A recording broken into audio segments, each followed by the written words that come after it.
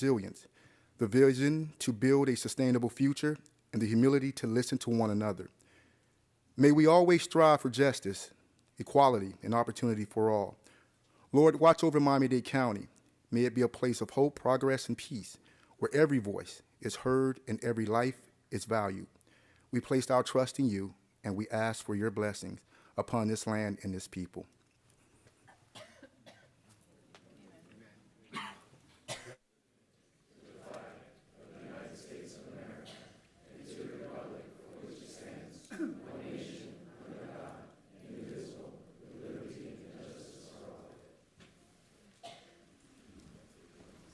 All right, you may be seated.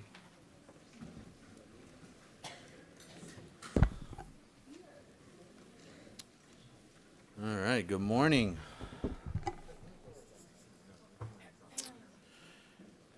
All right, guys. All right, we'll do that. We're walking on 2 items that didn't make the agenda, so we'll ask the attorneys to read that in here in a second. But let me say a few things. I took some notes just to kind of set the tone for today's meeting, guys. As you all know, I convened today's meeting so that this board could have a dedicated, comprehensive discussion about the future operations of this county's solid waste system. This includes the challenges associated with the development of a new waste-to-energy facility. I know we all come to this meeting with an open mind and a real desire to take action. Meeting these challenges head-on in a fiscally prudent way while protecting our environment and quality of life. All viable options related to the collection of disposal of solid waste, including the development of a new waste-to-energy facility, should be thoroughly vetted and considered. My goal for this meeting is to facilitate a robust discussion regarding all of these critical issues, while reaching a consensus on how best to move forward. We will focus on the necessary directives to the administration and finalize with a final vote on legislation at the board's second meeting in February. That's the goal, at least. The main topics for today's discussion to explore are all viable options for development of a new waste-to-energy facility, including any options to partner with the private sector for design, construction, operation, and maintenance of the facility, transporting waste by truck or rail out of Miami-Dade County, increasing the county's landfill capacity, either by contracting for additional capacity or expanding capacity within Miami-Dade County, or purchasing property outside of Miami-Dade County and building a new landfill, or any combination of these. And any other options that the administration or any of you all, my colleagues, may bring to the table. So again, my goal is to have a healthy discussion and give a clear direction to the administration as to what we can arrive at a decision, when we can arrive at a decision in the coming weeks and take decisive action to tackle this lingering issue. It is my intent to first have the administration provide us with a presentation, and I ask that you all please hold your questions to the end of the presentation so we're not interrupting them. And following the presentations and discussion, we will go item by item. Based on your feedback, I will then assign these items to an appropriate committee before moving those items to the full board. The public will have a reasonable opportunity to be heard on those items at committee meetings. So by the time it gets to the board, they have been fully heard, discussed multiple times, and the public would have had a reasonable opportunity to speak on the issue and be heard. With that, Madam Attorney, any changes to the agenda? Not at this time, Mr. Chair. If additional items are received during the course of the meeting, we'll add them at the appropriate time. I understand Commissioner Regalado may have 2 additional items to be walked on in addition to her 27 items that she has on the agenda already? Yes, and when they are distributed, we'll go ahead and add those to the agenda at that time. All right, Thank so you, is it Mr. Chair. appropriate at this time? Of course, Commissioner. Is it appropriate at this time to start with the items? Yes. Can we take item 2A and 2B together? Yes. All right, and that is the administration. So, Madam Mayor, you are recognized. Thank you, Mr. Chair, for calling this special meeting, to our commissioners present, and to the entire board for your thoughtful consideration of this issue, and to the members of the public who have been so very engaged. Throughout this entire process, I have learned that truly there is no easy answer when it comes to waste management, and this has not been easy for me personally, and also for the many county staff who've spent countless hours over the last year and a half researching and weighing the options. And I want to make it very clear that as mayor, I am committed to ensuring that we can deliver quality services to our residents in a way that protects people and the environment, and that we protect our ratepayers and our taxpayers and deliver services as efficiently as possible. It's critical that we not create an undue burden to our ratepayers, especially at a time like now when too many families are struggling with rising costs. I take my role as steward of the public's tax dollars and of our natural resources very seriously, and that is why this decision has been so hard and why we have spent so much time identifying all possible options and engaging extensively with the community. I want to be clear that through all of this fact-finding and due diligence, we feel extremely confident that a new waste-to-energy facility built to meet rigorous modern standards would be safe for people and the planet. However, the costs of building and maintaining a new facility have proven to be extremely high. On top of that, any site selected would likely face legal and other challenges that would significantly extend the project timeline. That would add to the cost. So this decision also comes at a time of mounting pressure on our county's overall budget.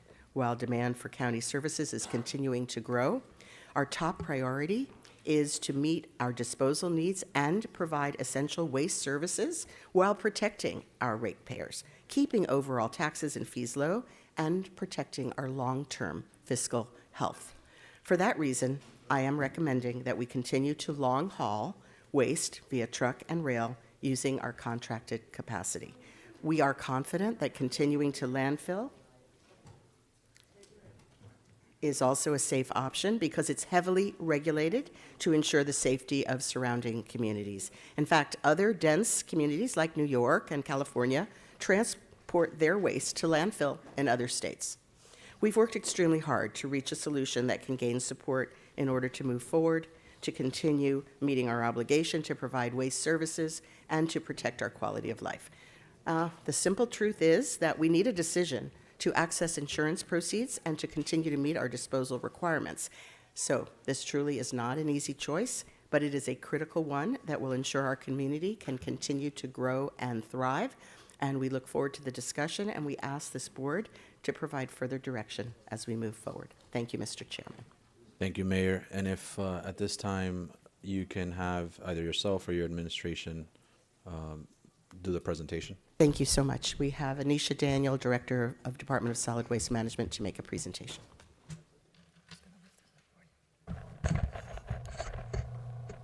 And just to be clear, we have many of the experts in the room available for questions, but Director Daniel is going to go through the entire presentation first. Thank you. Good morning. Good morning. You're Sorry recognized. for the voice, I'm a little under the weather. So, good morning, Chair, Vice Chair, Commissioners, Madam Mayor. Thank you for the opportunity to present today on the state of the solid waste system in Miami-Dade County. As we continue to grow and face new challenges, it is essential that we evolve our waste management strategies to ensure sustainability, efficiency, and environmental responsibility. Next slide. So our agenda today, we're just going to go through the purpose of the presentation, and I just want to state that this is a very comprehensive but very short presentation. We're going to keep it low, keep it under 30 minutes. But today we'll review the current state of the solid waste management system. We'll identify some of our key challenges that we face, explore some potential solutions that shaped our future. We're going to also discuss funding mechanisms to support these efforts. Our goal is to provide an overview of where we are, identify key challenges facing our system, and discuss our path forward with the options that you have up here. One, building option, an out-of-county landfill. Second option is a use of contracted capacity. Or 3, build a waste-to-energy facility. We'll also discuss the current financial position and alternative funding mechanisms that you can consider that will guide our waste management strategy moving forward. Next slide.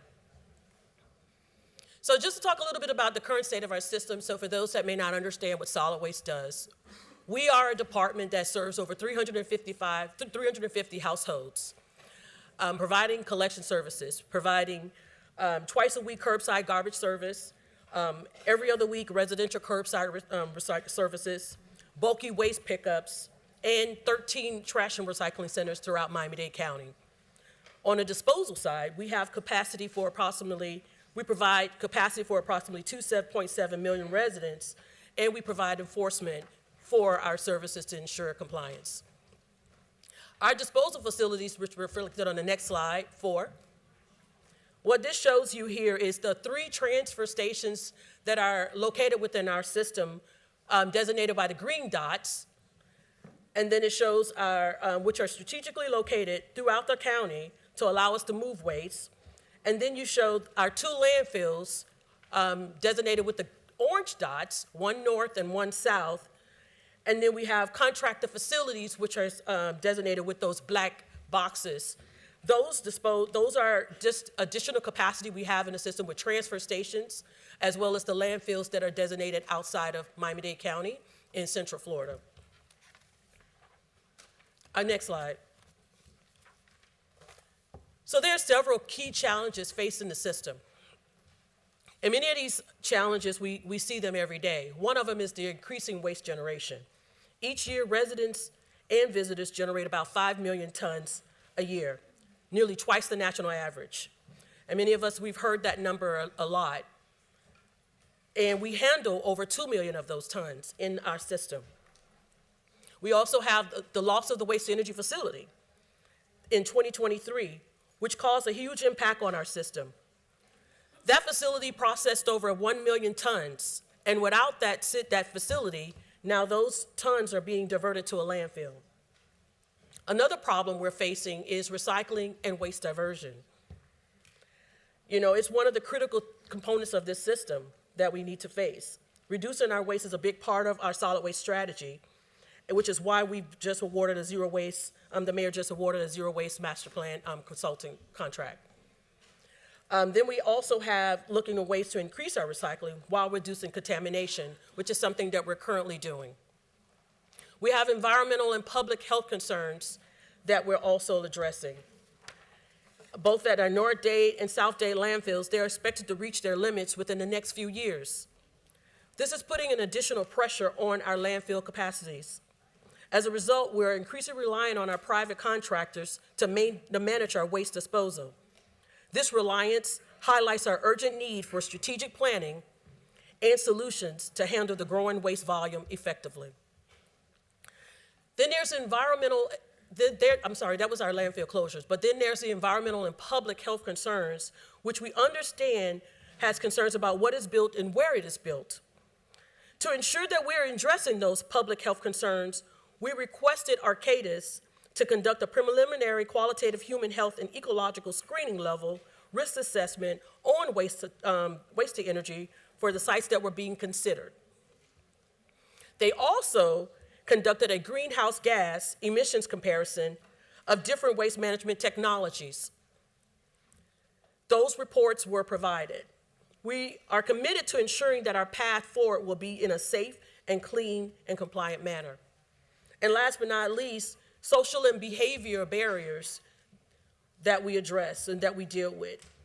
We've engaged in extensive dialogue with our community to address these issues with our stakeholders, including numerous public meetings and continuing the conversation with our environmental organizations. We've also launched a website that includes information to include our timeline with our journey to zero waste.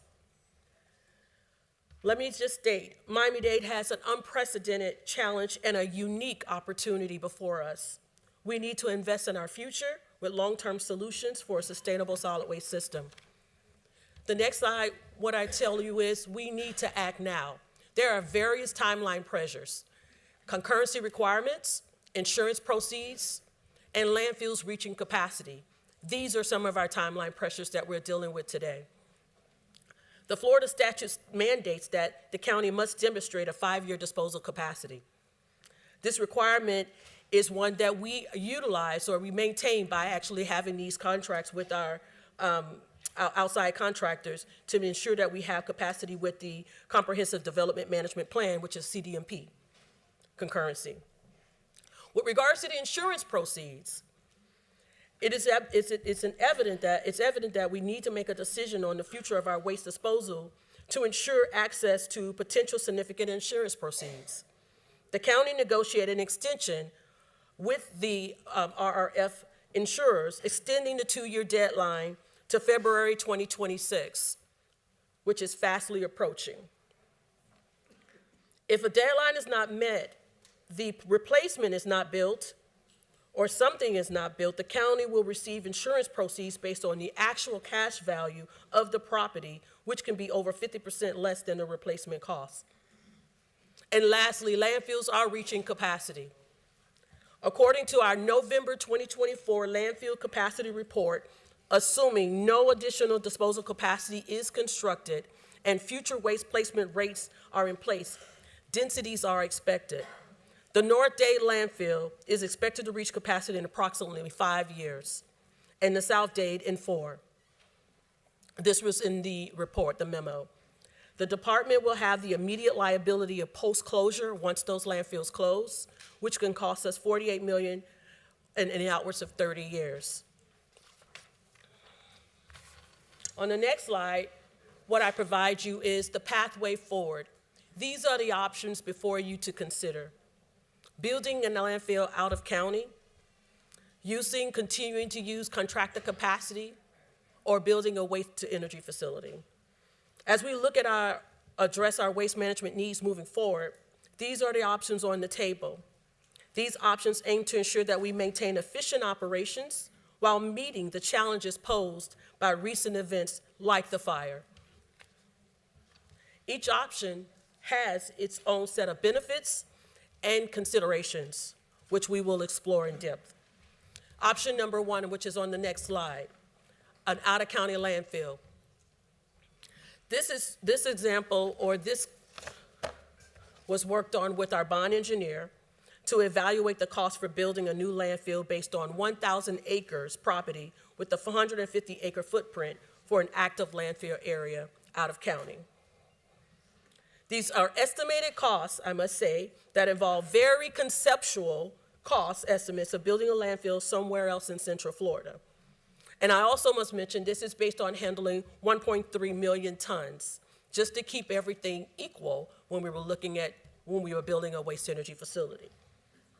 Capital costs are in 2034 dollars. The estimated capital cost for constructing a landfill of this size is around $556 million. This includes land acquisition, environmental assessments, infrastructure development, equipment, and the installation of essential systems such as leachate management and gas collection. But then there's operating costs. And the operating cost is estimated to be about $163 million per year. What includes in that is the cost to transport that waste from Miami-Dade County, host fees, and cost to contract the operations of the landfill. So these are some of the things that we're looking at. And I think I would be remiss if I didn't mention that there are going to be several regulatory and challenges that we would have to deal with. It is worth noting that there are broader challenges related to maybe public opposition based on the NIMBY effect. Local communities often oppose development of a new landfill, but these are some of the battles and delays which further add to the cost and complexity of this type of project. Option two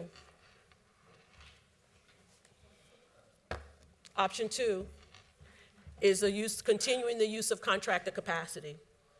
As shown on this slide, you can see that the loss of the RNRF has created a burden on our system.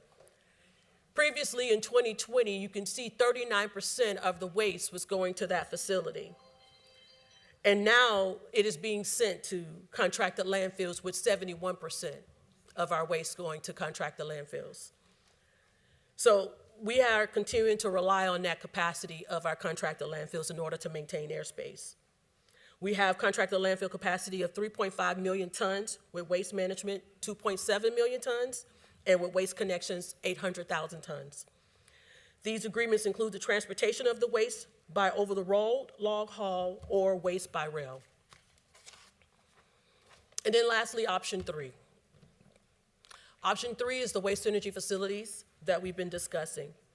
The administration and our team has meticulously weighed multiple factors, including physical, economic, and environmental impacts on all of these sites, while always prioritizing the safety and well-being of all of the communities, regardless of the boundaries. We looked at Airport West. We looked at our own facility, 58th Street, Idle George, Medley, Okeechobee, and the Resource Recovery Facility, which is the prior site. I'll talk a little bit in depth, a little bit about each of those sites. On the next slide, we have Airport West, a 416-acre site owned by the county and has 100 acres available for use of a sustainable solid waste system. All utilities have been extended to this site. This property is located outside of the UDB. There's also the FTAC resolution promoted site for inland terminal for Port Miami. The cost for this site is, the capital cost, the non-recurring, is $1.8 billion with annual operating costs of $81 million. And this site is estimated to take about 9 years and 3 months. The next site is our current site of 58th Street on the next slide.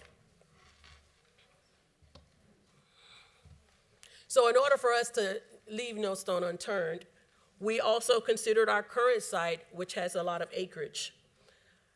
What this would have considered is moving our administration offices, collection offices, and our flea shop and mosquito control to the existing RF site, but actually building on our current site.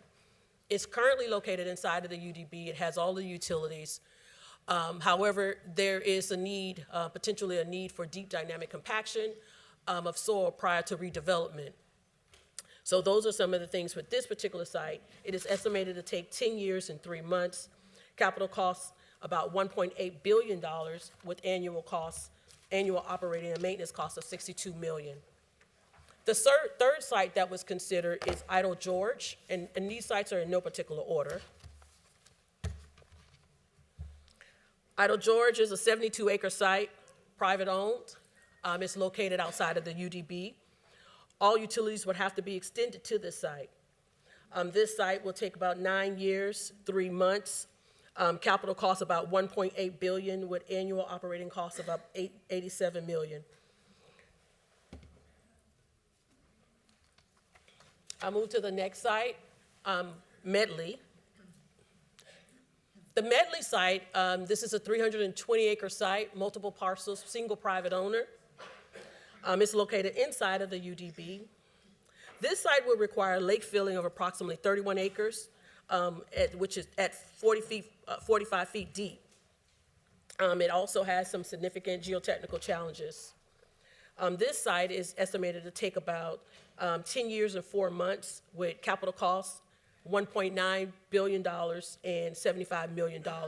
I also should mention this particular site would have actually had some assessment and some host fees for the life of the facility. The next site is Okeechobee.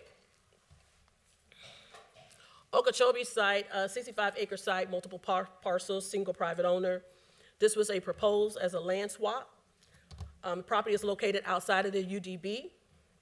And in exchange for this site, the developer would have actually provided the county with pad-ready 65 acres of land on the Okeechobee site. One of the notes that I have here is CDMP provides an allowance for public facilities such as the Sustainable Solid Waste Campus to be built outside of the UDB with the satisfaction that it meets environmental conditions. Time to build this site, estimated 10 years and 4 months with capital costs at $1.9 billion and annual operating costs at $77 million. The last site for consideration on the list is the current site of R&RF. The resources site is a 158-acre site. It's owned by the county. It has 65 acres for a developable area for the campus. Property is located inside of the UDB. It has replacement, well, I'm sorry, I don't want to talk about that right now. It's closest to the actual boundaries of the Everglades, but one of the things to mention is it has 7 years and 9 months time to build, capital cost $1.5 billion with annual O&M of $59.3 million. The next slide is a summary of all of the options that we just went through. What this slide basically shares for you is each of the sites, the non-recurring capital costs, the annual O&M costs, and the time to build each of these. It represents a summary of all the options, but what's important to note is all of these are built based off of 1.3 million tons. Why that's important is because that was the tonnage for the capital infrastructure for the waste energy facility. So that's what we did for the contract capacity or the landfill, just to keep everything consistent. We also increased the contract capacity on the out year of the 10 years of the contract for the renewal at 10% CPI, knowing that after the 10 years that the contract will be renegotiable for the OTR. And so you see, based on this, the total amount for each of those particular options. The O&M, no capital for the contract capacity, but the other properties will have debt service, and so that's something to also note. The next slide I'm going to go in is we're going to talk a little bit about the financial position and some of our funding mechanisms to consider. So the next slide shows the system's total current financial position for our revenues. Many folks, you know that we are a department, we're an enterprise fund. We have two funds. We have our collections and we have our disposal. We're split between those two funds. The current financial position reflects our carryover of $318 million, with $10 million in collections and $308 million in disposal. It also shows a significant portion of this is restricted, which is $118 million. You see on our operating revenue, $464 million, and what that shows is which covers our day-to-day operation, $249 million in our collections and $215 in our disposal. So this is our current financial position for our 24-25 budget. Next slide is going to show our expenses. So this slide shows the system's expenditures broken out by operating and capital expenditures, and then our reserves at the bottom. Our operating expenditures are $416 million, and broken out by collection and disposal, $227 million for collections, $189 million in disposal. On our capital expenditures, $83 million, showing 19 in collections and $64 million in disposal. And then our reserves are budgeted at $276 million, showing the $13 million in collections and $134 million in disposal fund. And then you see some of our restricted funds, which is our utility service fee, as well as the insurance proceeds that are reflected there below.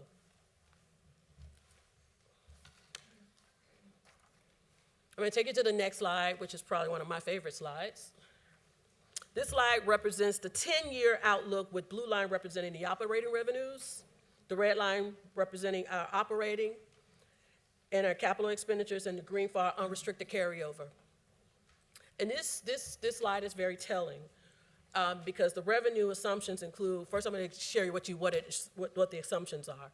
The revenue assumptions include a $150 increase that we received this year, CPI increases for 27, 28, and 29 of 3%, which to sustain the system out to 32, a 1% CPI on the inflation on the disposal side.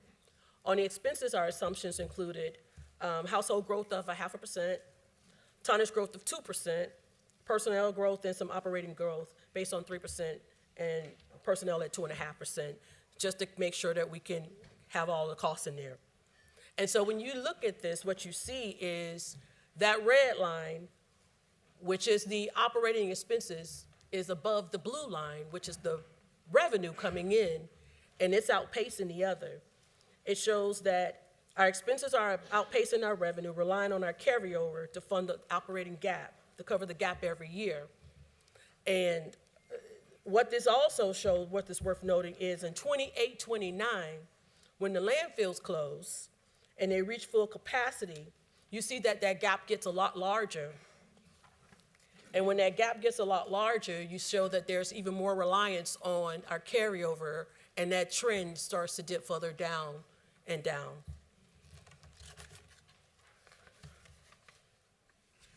depleting those funds into the red.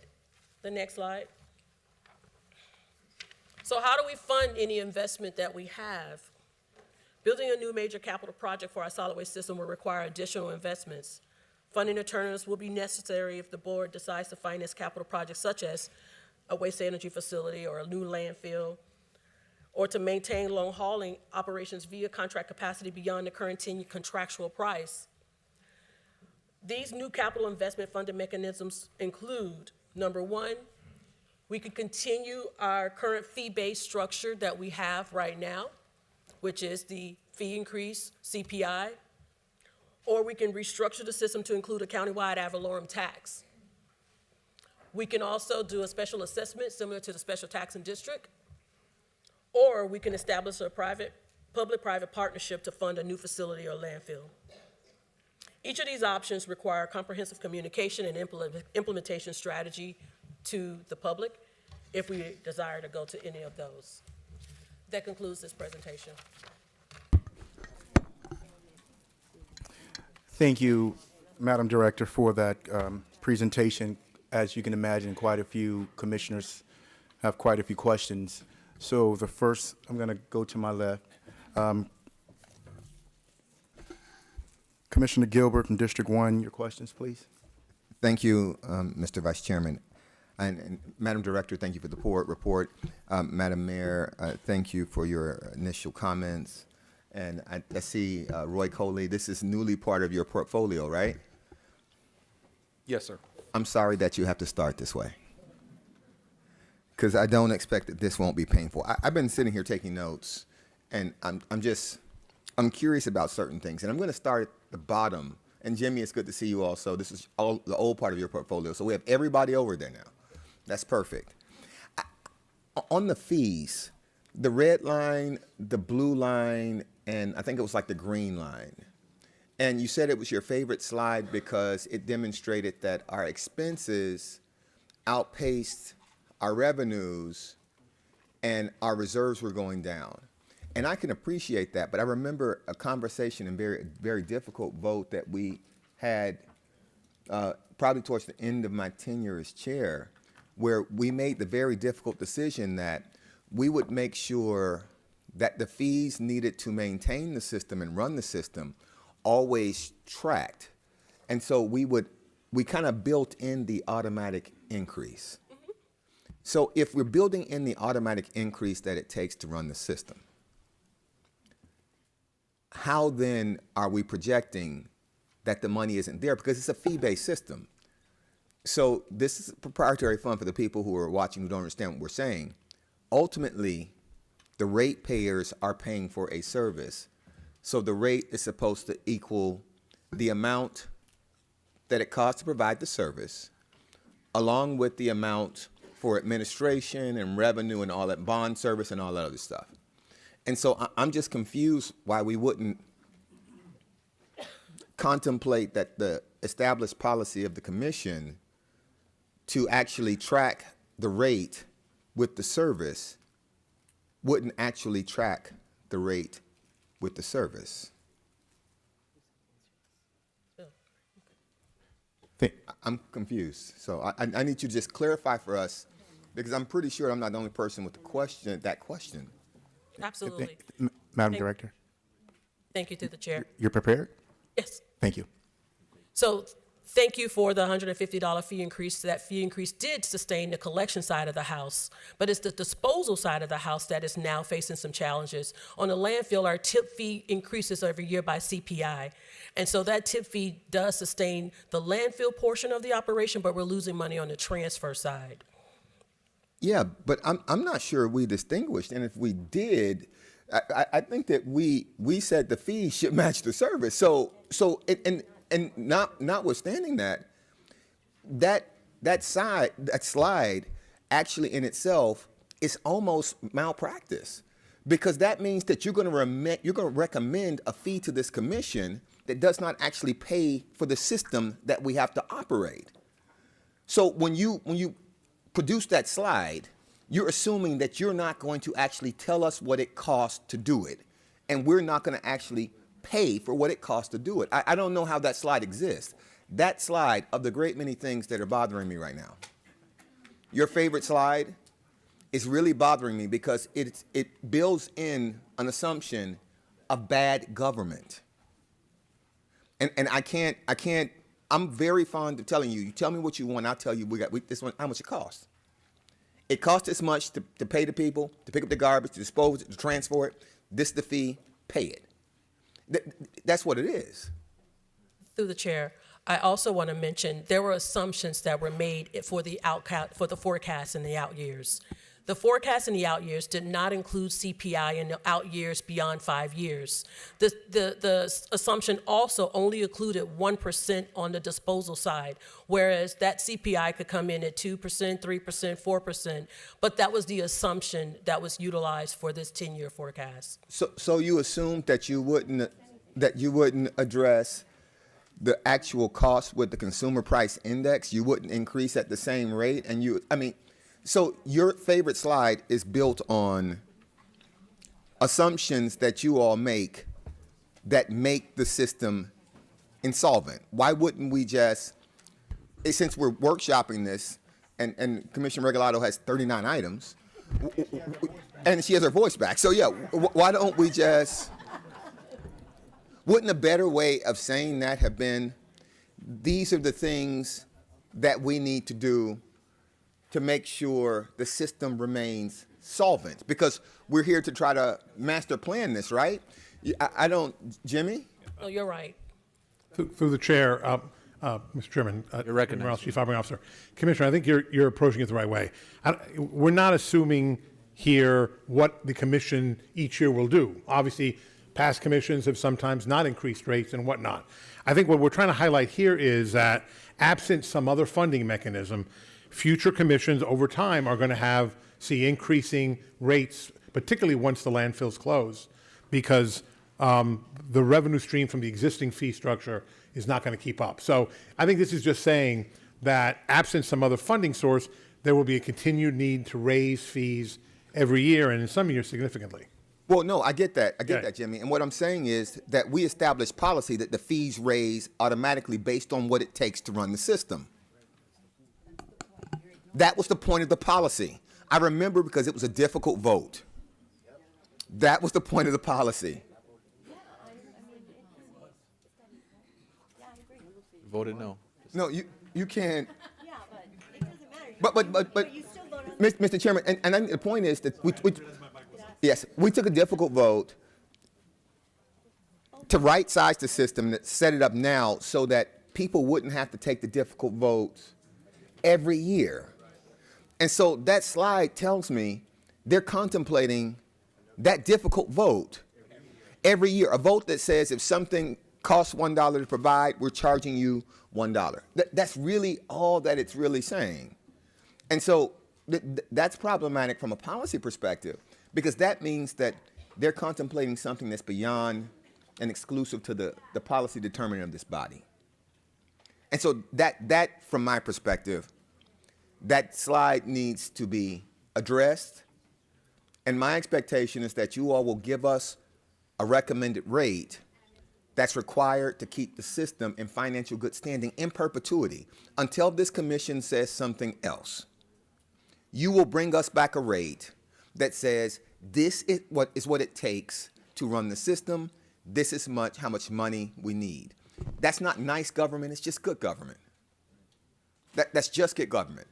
And so, because what I've seen in the past, and not just from this administration, but from others, is they bring rates that are artificially suppressed, and we spend down reserves, or you force the commission to go against an administration recommendation for an amount so we could say that we raised the fee, when in truth is the cost of providing the service just went up. And so if we change that conversation with the public, we're not raising fees. The cost of the service is going up. The cost of the service is going up. The drivers need to get paid. The tipping fees, the cost of the service is going up. That's what that policy that we adopted did. It acknowledged that the cost of the services were going up. And that slide tells me that you don't get it. And so before we get a recommendation from you all about a fee for next year, you need to get what we said last year. So don't bring a fee recommendation that doesn't pay for the system. That's going to be a problem for me. So I just need that. Now I got a whole couple of other questions here. If we choose to do a landfill and not build a landfill outside of the county, which seems to be a very hypothetical proposal, since we don't actually have a place, and there hadn't been a landfill permitted in Florida, since 2001, 2011? When is it? 2013, or was it? 2011, 2011. Central Florida. So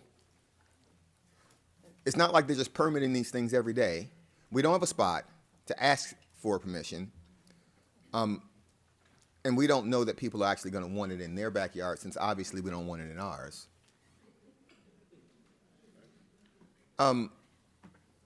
It seems hypothetical, but on the insurance revenue, do we forego the replacement cost because we're not building a facility if we don't actually build the facility? I'm just, Roy?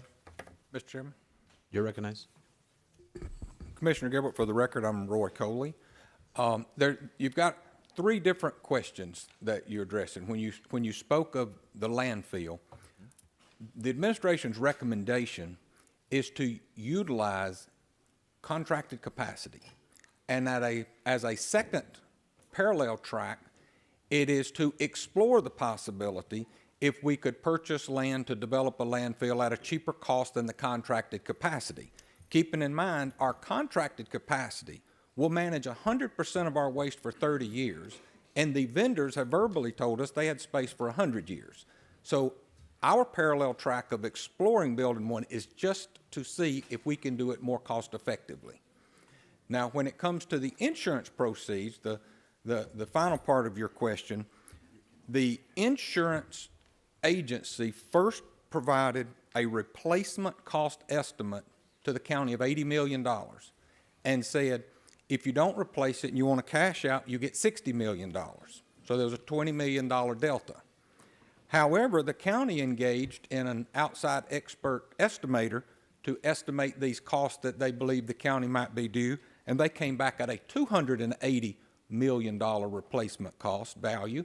And so therefore, I share that with you to say the county has a long road ahead of negotiating with the insurance company and coming to a number when they started $80 million and we started $280 million.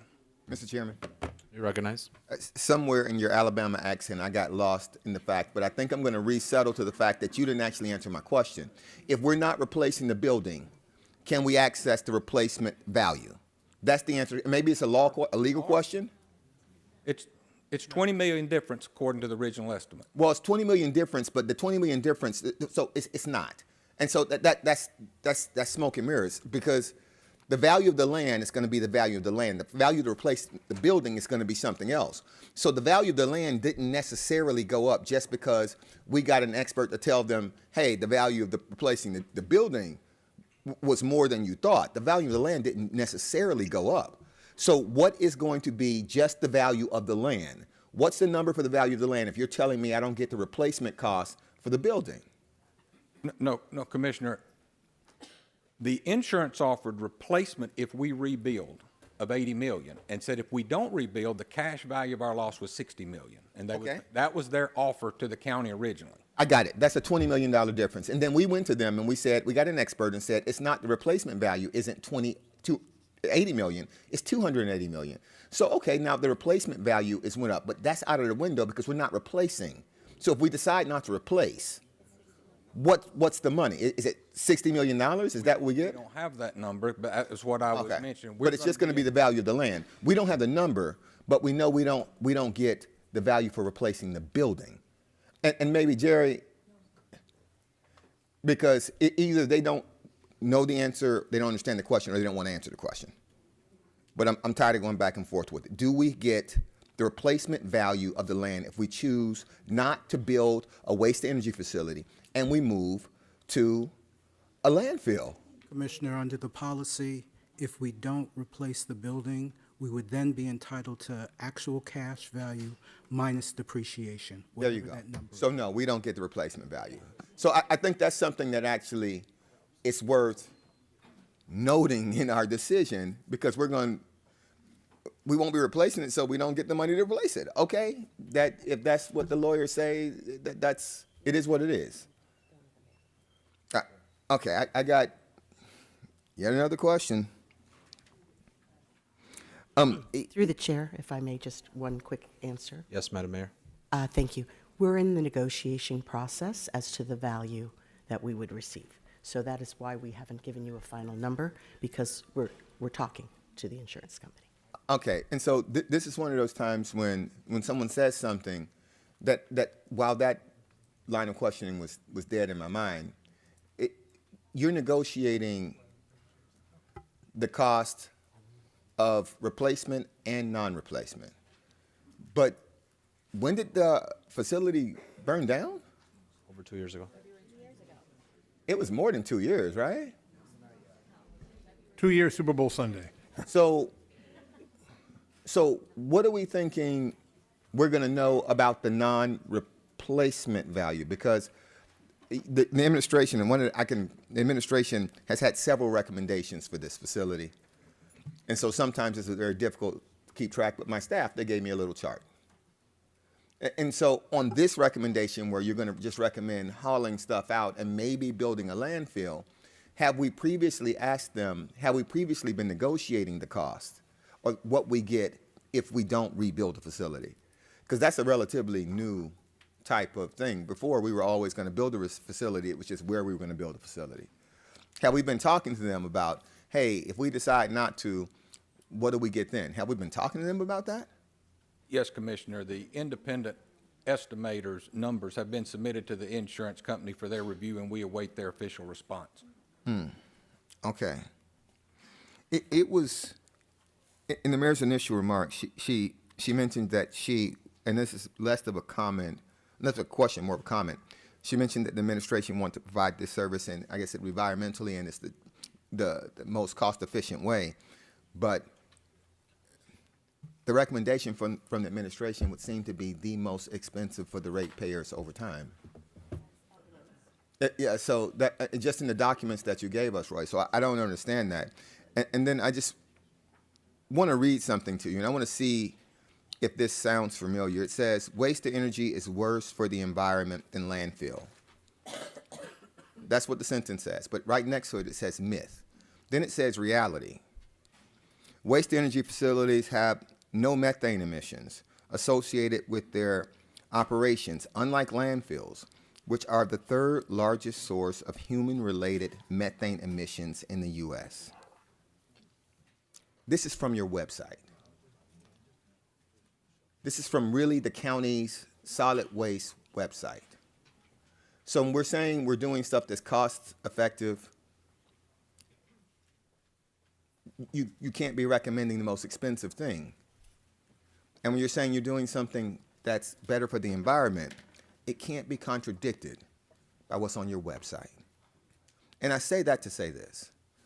You all know I wasn't a proponent of having a committee of the whole for this. I wanted a commission meeting. I avoided this for 2 years. But if we're going to do it, everybody just speak frankly, get it out there, figure it out, and then solve the problem. Because the last thing I will note is it is galling for us to hear that we have to make the decision now when you're on your third recommendation. It keeps changing. It is, if we're going to make the decision now, okay, we'll make it in February, whenever the chair sets it down. But we haven't been necessarily the problem in making the decision now. That hasn't been us. Thank you, Mr. Chairman. Thank you, Commissioner. Vice Chair, I think you wanted to. Thank you, Mr. Chairman. And Mr. Chairman, just to echo my colleague's comment, I just want to make sure that his recommendations were heard correctly. The collection and the disposal were part of that analysis that you're going to bring back and you're going to look into.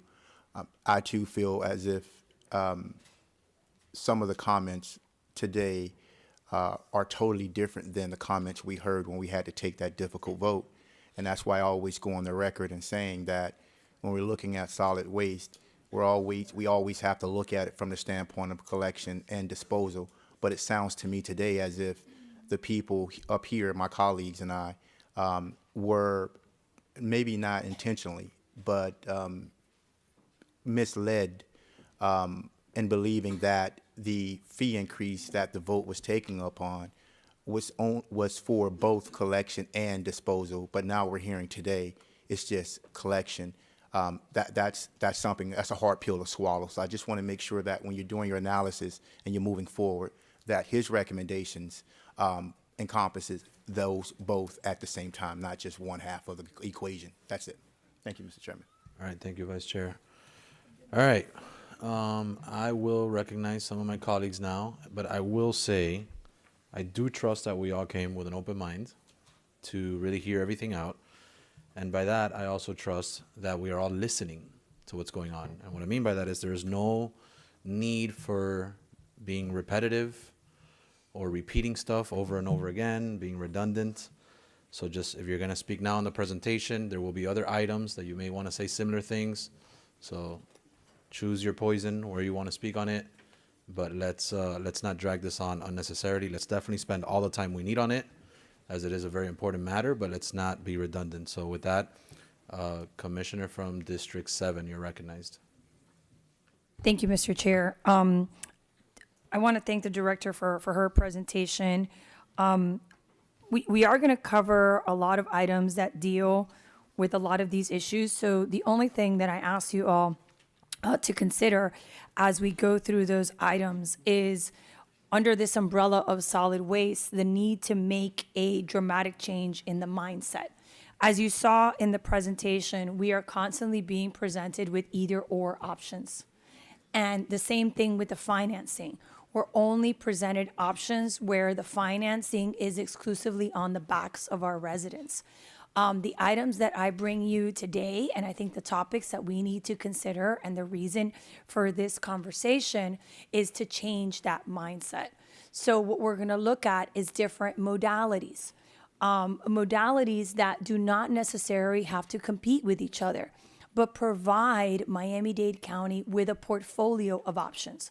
A portfolio of options that can be accessed depending on the financial situation at that moment. This board approved an item that puts the trash on trains. Right now, financially, that is something that works. We can't look at a crystal ball and say that 2 years from now, 3 years from now, 6 months from now, that's going to be the best thing. There's a whole other part of this solid waste equation that we are not considering, and that is the dramatic change in regulations. The regulations related to solid waste, all forms of solid waste, from garbage to sludge to composting, have changed more in the last 6 years than they have in the last 30 years. And by the way, for those of us who have emailed and called us about composting and zero waste, and we'll talk about that, you know, our own regulations do not allow us to do some of this work, not because of geography, but because of geology. The issue is that we have limestone that is directly above an aquifer, and unlike other places, it is more difficult for us to protect our water based on what we put on top of the land. That is not necessarily true in Central Florida and North Florida. So what I am proposing in terms of a landfill outside of Miami-Dade County is not NIMBYism, it's geology. And it's where we can effectively do this work. To Commissioner Gilbert's point about methane, we're going to be talking about methane extraction. There's a lot of things that we could be doing that I think will help us to diversify the funding of the solid waste department and provide something that has several modalities and several funding sources. So I look forward to the conversation, and I thank you all for this meeting. Thank you, Commissioner. Commissioner from District 12, you're recognized. Thank you so much, Mr. Chair. And I'm going to take your suggestion before we get to the 27 proposals, but I am going to try to not be repetitive, but I do have questions. I'm just going to, point out a couple of things, and I'll reserve my comments for the other items that I put on the agenda. Like my colleagues, Commissioner Gilbert and Vice Chair McGee, I do feel very disappointed that when that vote was taken, and some of us agreed to get to the number of 150 with the language in the ordinance, it was under the understanding that this was going to be something that was going to eliminate the need to see a chart like the one that we're seeing here today. So I just want to be clear, because we're going to have another discussion on the budget moving forward. And one of the issues for me is we need to have a frank and fair discussion so we can always make a frank and fair decision. But if I had seen that chart yesterday, I would have asked you that question. If I had seen that chart back in September, whenever we were talking about this, I definitely would have had a different point of view and a different decision on that day. Having said that, thank you so much to Madam Director, Mayor and Roy for being here and finally discussing this. And I am happy we are discussing this. And I know that this is a difficult discussion because we all have different points of views, but truthfully, when you're talking about an issue that is going to be important to the residents of Miami-Dade County forever, it merits a frank and fair discussion. And we can't have that sometimes when we do piecemeal discussions at commission meetings. So having said that, and I don't know, Madam Director, if you want to be the one that answers some of these questions, I've got some questions. Could you tell me, I'm going to ask you for the status of the 3 existing landfills, the 2, the north and the south, that are county landfills, and the Medley landfill, which we also send material to, as I understand it. Could you please tell me what we're sending to each landfill, what type of landfill it is, what's the capacity for those 3 landfills? Sure, through the chair. So I'll start with our North Day landfill, which is a Class 3 landfill, which primarily takes trash and C&D material. That landfill has 5 years left in it of airspace.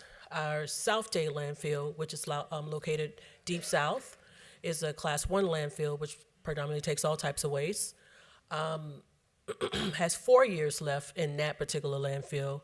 And I'm going to need some help from my deputy on the Medley landfill, which is also a Class 1 landfill.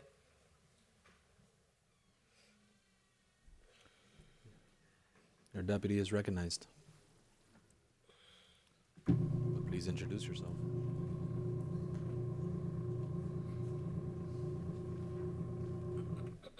Through the chair, the Medley landfill, right now we send about 600,000 tons, and based on our understanding in DEP reports, it's got about 6 years of capacity remaining. How many years? 6 years. Okay, then I guess the following question would be, are all those landfills being used right now? Are we actually accepting stuff at the north and the south and at Medley?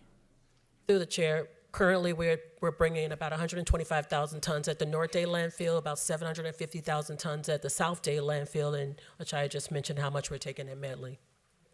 Okay. Presently, and this is are we storing anything at the Airport West facility? Because I knew we were storing sargassum there.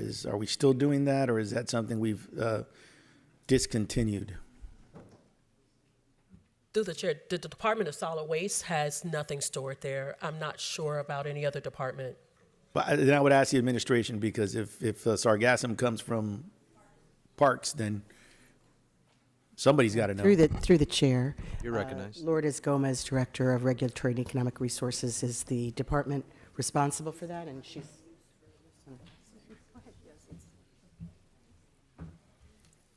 Good morning. It's still anticipated to be used for the sargassum purpose that we've described in the past, yes. Which we've been using, and there is sargassum out there. At least last time I was there, I saw it, so. I can't speak to the instant volumes, but it is approved and in use for that purpose. Okay.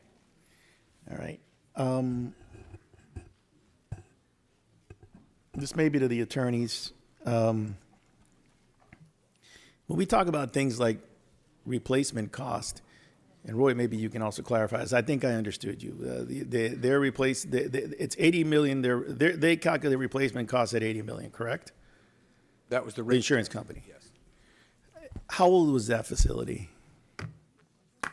I would ask a child, he probably knows exactly. Through the chair, it was built in 1995, sir. It was rebuilt in 95 because it was. It was built. They added, the part of the building was 95, but it's been around since. Okay, so the facility was already, what, 40 years old? I'm sorry, say that again. The facility was getting close to 30 plus, 40 plus years. It was getting close to 40 years, Commissioner. So I assume, and maybe David can correct me or you can correct me, but if I was the insurance lawyer, I'd argue the replacement cost is based on the facility as it was built. It's not a replacement cost based on what we want to build, correct?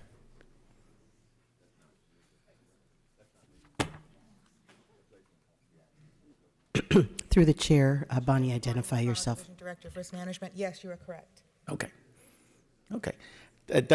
So reason why I bring that up is that there is a discrepancy between X from our position, and maybe we have an expert that says X, but a Y from the insurance company. We're either going to litigate, end up somewhere in the middle, or maybe not. But I want to be very clear, Roy, that I understood what you said. We would get 60 million, even though their replacement cost is 80.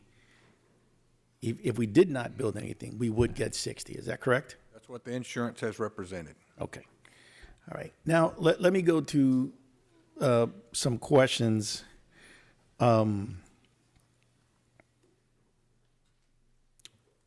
Reference some of the proposals that have been submitted and also the mayor's recommendation or the administration's recommendation.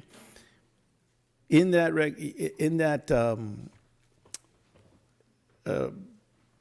report, you indicated would be about 1,000-acre landfill. Is that correct? Correct.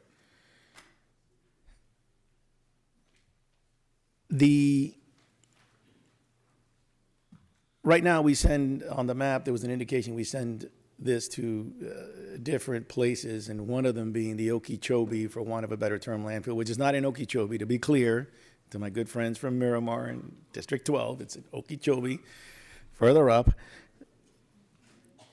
What is the lifespan of that landfill, if you know? Which landfill? The Okeechobee. The one that we're using? Yeah. Waste Management owns that facility and has represented to me that they've got capacity for 100 years. Okay. And I feel like I'm missing one. they are, you know how many acres they're permitted for at the Okeechobee landfill? I do not. Okay, I can tell you, 969. But it's a 4,100 acre landfill, which does not preclude them from actually permitting X amount of additional acres. So 969 acres are permitted as of today. And the reason why I bring that up is and I'm going to get the answer from Waste Management directly, but I'm certainly interested into what the future plans are for that particular landfill, which has always been a part of our, I think we've been sending stuff there for a while, even when we had the resource recovery facility. Correct me if I'm wrong. You are correct. Okay. So, how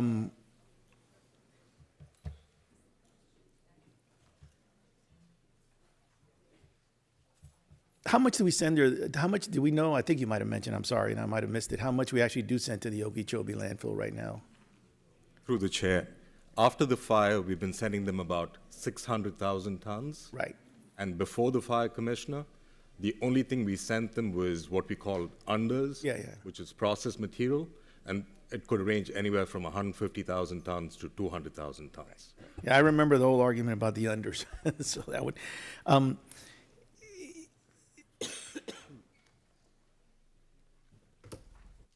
on the issue of finding a long-term solution, whichever way it may be, have we actually ever truthfully had, let me rephrase that, have we ever had discussions on having some sort of public-private partnership and I, one of my colleagues mentioned there's different modalities, and you can approach the financing for different modalities different ways. So my question would be, is the plan to have those discussions? Have we had discussions to have some sort of public-private discussion? Through the chair, yes, there has been discussions. Okay. Do you have a position as to what you prefer, yes, or do it just with public financing? Is there any position that the administration has taken on that? Not at this time. Okay. And this one might be for Jimmy. He thought he's no longer in your, I guess Roy now has the complexity of this issue to deal with. But I remember at some point having a discussion that up in Palm Beach, if I'm not mistaken, there is some sort of public-private partnership when it comes to dealing with, their waste. Or am I mistaken? I don't know the details, Commissioner, of Palm Beach. What I can tell you is that administration's open to reviewing anything. Right now, today, the recommendation is we use the contracted capacity that we've got contracted for 30 years, and we're willing to explore any of that and follow that. And if we can find a more efficient way of managing, we're happy to do so. Through the chair, Commissioners, Commissioners, I think in Palm Beach, as you know, they have an authority, countywide authority. They have 2 waste energy plants, an older one, and then the more recent one, which was, I think, the last one that was built in Florida, that opened, I think, in 2015. And now they're studying preliminary whether to build a third one. I'm not aware. They are privately operated, much like ours was, but they're owned and by the authority. I'm not aware of a public-private partnership with respect to those, but I've looked at staff and they're not aware either. I guess, I guess when I look at that chart, one of the things I see the increase, isn't that, correct me if I'm wrong, part based on whatever collective bargaining agreements we may have with the unions, et cetera? Is that correct? Yes. Yes, sir. Through the chair, yes, we put assumptions in there for personnel growth as well as operating growth. Okay, is there another business model in Florida where a county or anywhere in the United States that you're aware of actually either partially does it through the entity, the county, and partially through private business? Through the chair, you have the Lee Henry County landfill, where a private entity operates a landfill for the county. So there is that relationship. The reason why I mention that is as we look at these projections, I want to make sure, and I have no problem with being fair to the employees of Miami-Dade County, but to the residents of Miami-Dade County, which is not always the employees of Miami-Dade County, we need to look at the best options in the long run to be fiscally responsible. If that includes looking at other options that are not hindered by collective bargaining agreements, I think we have a responsibility to do so. A question on the comment on Jimmy, you had mentioned, and I think Roy, you had mentioned it too, and Director, you did too, that Palm Beach is thinking about building an additional waste energy. Have we had any discussions Is it the same scale? with either Palm Beach? No, so this is, Well, let me bifurcate it. Have we? Is there any possibility that waste energy facility could also take in some of the waste from Miami-Dade County, or have we had any discussions with them at all in reference to that? Commissioner, I'll refer the exact details to the Assistant Director, but my understanding is they will be decommissioning a plant, and a new plant coming on will already be at full capacity, and they have no access capacity. And Achai, if you know different, please. Yeah, through the chair, that is correct, sir. Okay. Now, in the past, and our friends from Broward are here, and Broward obviously is going to be facing some of the issues that we're facing today. Has there been any discussion, which would be fun because maybe then some of us can go over there. I'm not just kidding. Have we had any discussions with Broward as to how to maybe find a regional solution for some of the issues that we may share as adjacent counties? No, Commissioner, I've not met with anyone from Broward. Through the chair, Commissioner, We've had a number of meetings with the South Florida Regional Planning Council. I've spoken to Beam Fur about the possibility. They are obviously also in a similar situation, and we remain open and have said we are open, but as to specific negotiations, no, we have not. Okay, but I would assume then, Mayor, if I may, and maybe I'm not going to assume, because you know what happens when one assumes. That means that it's still a good idea to continue to keep the line of communications open with our sister county to the north, because they're going to have they're going to be in the same place we are today. They may be facing some real problems. And I just think that if we look for regional issues in other instances, there's nothing that precludes us from doing it when it comes to this. Absolutely. I don't think we should. Agree with you 100%.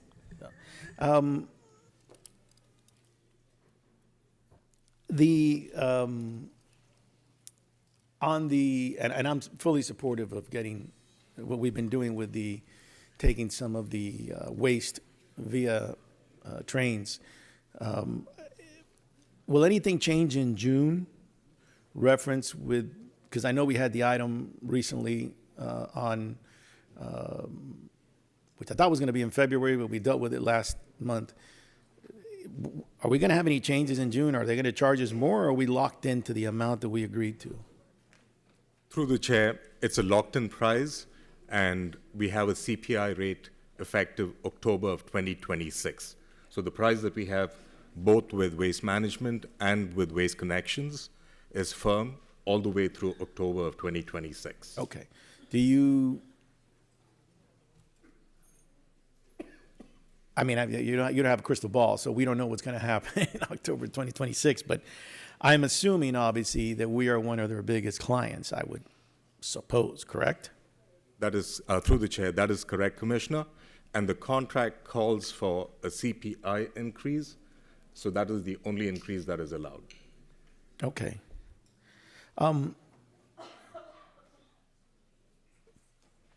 If we look at the permitted facilities that are a component to the system, and I'm not limiting it to our two county facilities and Medley, what would you say is the guaranteed capacity in years? If you know. Through the chair, Commissioner, one of the challenges on capacity is it all depends on how much waste goes in. So say, for instance, there's a natural disaster, God forbid nothing happens, but if there is a natural disaster, then that capacity gets used up fairly quickly, and so the life of the landfill comes down drastically. So most times, lives of landfills are based on current acceptance rates, and my understanding is, and we can check and get back to you, sir, it's about 6 years. 6 years, okay. Because, all right, well, you can get back to me because I've gotten some numbers from others that I was curious. Now, when it comes to waste management, what we've dealt with for a long time, along with Waste Connection and others, but waste management in particular, are you aware of some of the facilities that they're building in Okeechobee and Medley to process the methane from the landfills to be used as fuel? Through the chair, Waste Management did send us in February of this year that they had plans of starting a renewable natural gas facility both at Okeechobee and at Medley Landfill. But that's been a discussion for a long time, because when I was younger and had more hair and the founding Mayor Doral, I remember there was discussions about that, or am I mistaken? Through the chair, they've actually got construction going on. I've seen the construction going on, Commissioner. Okay, so, but that in itself would be, going to Commissioner Regalato's point, if we're going to look at the different modalities, if we're going to look at things that could actually be a positive instead of simply a negative, then obviously that would be something that is a positive, I would assume, correct? Through the chair, absolutely, Commissioner, yes. Okay. I guess the other question that I would have would be on zero waste. You know, I think that all of us, if we were to be asked, zero waste would be a wonderful solution. But is the administration, and I know the new zero waste czar is coming in, right? I'm going to call him the czar because I kind of like use that terminology, like the heat czar. But the zero waste is something we'd all like to do. But how practical would it be in years? What would it take? How many years would it be? What would have to happen for that to happen, et cetera, if we know? Or is this something that's going to be developed as we go along? Through the chair, we've just obtained the services of a consultant. We are obviously already hard at work on reducing our waste, repurposing it. There's other proposals on today's agenda that have to do with it. So it's an ongoing process. I think the best in class places that are promoting zero waste, are benchmarks for us, but nobody can eliminate waste, and we don't yet have target goals. So through the consultancy, we will develop that. And I guess going to the zero waste, if I heard this correctly on the news, and I don't follow the city of Miami extremely closely because it's not the district that I represent, but I know Commissioner Regalado and Commissioner Hardiman and Commissioner Higgins for sure do. Am I correct in understanding that the city of Miami is eliminating their recycling program, or is that a misnomer? Through the chair, a proposal was made. The item was deferred at my request, actually, because we are in conversations with the city about working together. And in fact, there are definitely legal barriers to their eliminating recycling as well. Okay. But if they were, then that would probably be a greater onus on us, right? Because we take their garbage anyways. It wouldn't just be a greater burden on us. They do have their own trash program, but it would be contrary to our legal obligation as a county. And then, okay, I'm going to leave my other questions and comments, but I do want to thank the chair for having this meeting, because I think the reason why this meeting is important, we should all speak our piece on what we believe on and what we think would be the best thing in the long run. I know it's arduous. I know it's another day being here. But the reality is that, when Commissioner Gilbert asked that question, he's right. I think others were going to ask you that question. On the chart, I think that had we had conversations about this process as a whole before we made the decision on the $150 increase, a lot of these things would have been put out in the public and all of us could have made a better decision. Now, you can't go back and change what happened, but, and all of you know where I stand on the resource recovery facility, and, I was given the task, thankfully with the unanimous support of this commission, to find alternate sites in District 12, which I did. Regardless of which way we end up, I think that we need to discuss all these things openly and frankly. And the only thing I'd ask moving forward, and I know you guys are probably working on it because you're going to tell me, but yesterday when we met at 3:30, 3 o'clock, 3:30 in my district office, it would have been nice to have had your presentation before, just so at least, one could be better prepared. Not to say that I don't appreciate the presentation. I'm going to point out one last thing, and this is just a comment because I saw it on the map, 58th. The citizens of Miami-Dade County voted for a park in that area. All of you know, and by the way, this is for our friends from Miramar. They can come and join and raise some good money because we're going to have a 5K race working with our Parks Department and your department, in March. And the goal is to combine, obviously, the old landfill and the park area that's already supposed to be a park, which I saw on that map, to turn it into the largest regional park in Miami-Dade County since Tropical Park. I think it would be a good thing, not only for the residents of District 12 or the northern part of the county, but all of Miami-Dade County. The schools are supportive, the universities are supportive. Right now, they got to go up to Broward, to Vista View Park, to do any of their races. And I'll remind you again that the residents of Miami-Dade County took a vote. And that should be respected. And it shouldn't just be disregarded just because whoever was in my seat before didn't do much about talking about a long-term solution, didn't do much about bringing a regional park from Miami-Dade County to District 12. So, and we have a limited amount of time here, unlike our predecessors who talk about czars, some of them served longer than Tsar Nicholas II. The reality is we are trying to push, and I'm going to try to push for what is good not only for District 12, but for Miami-Dade County.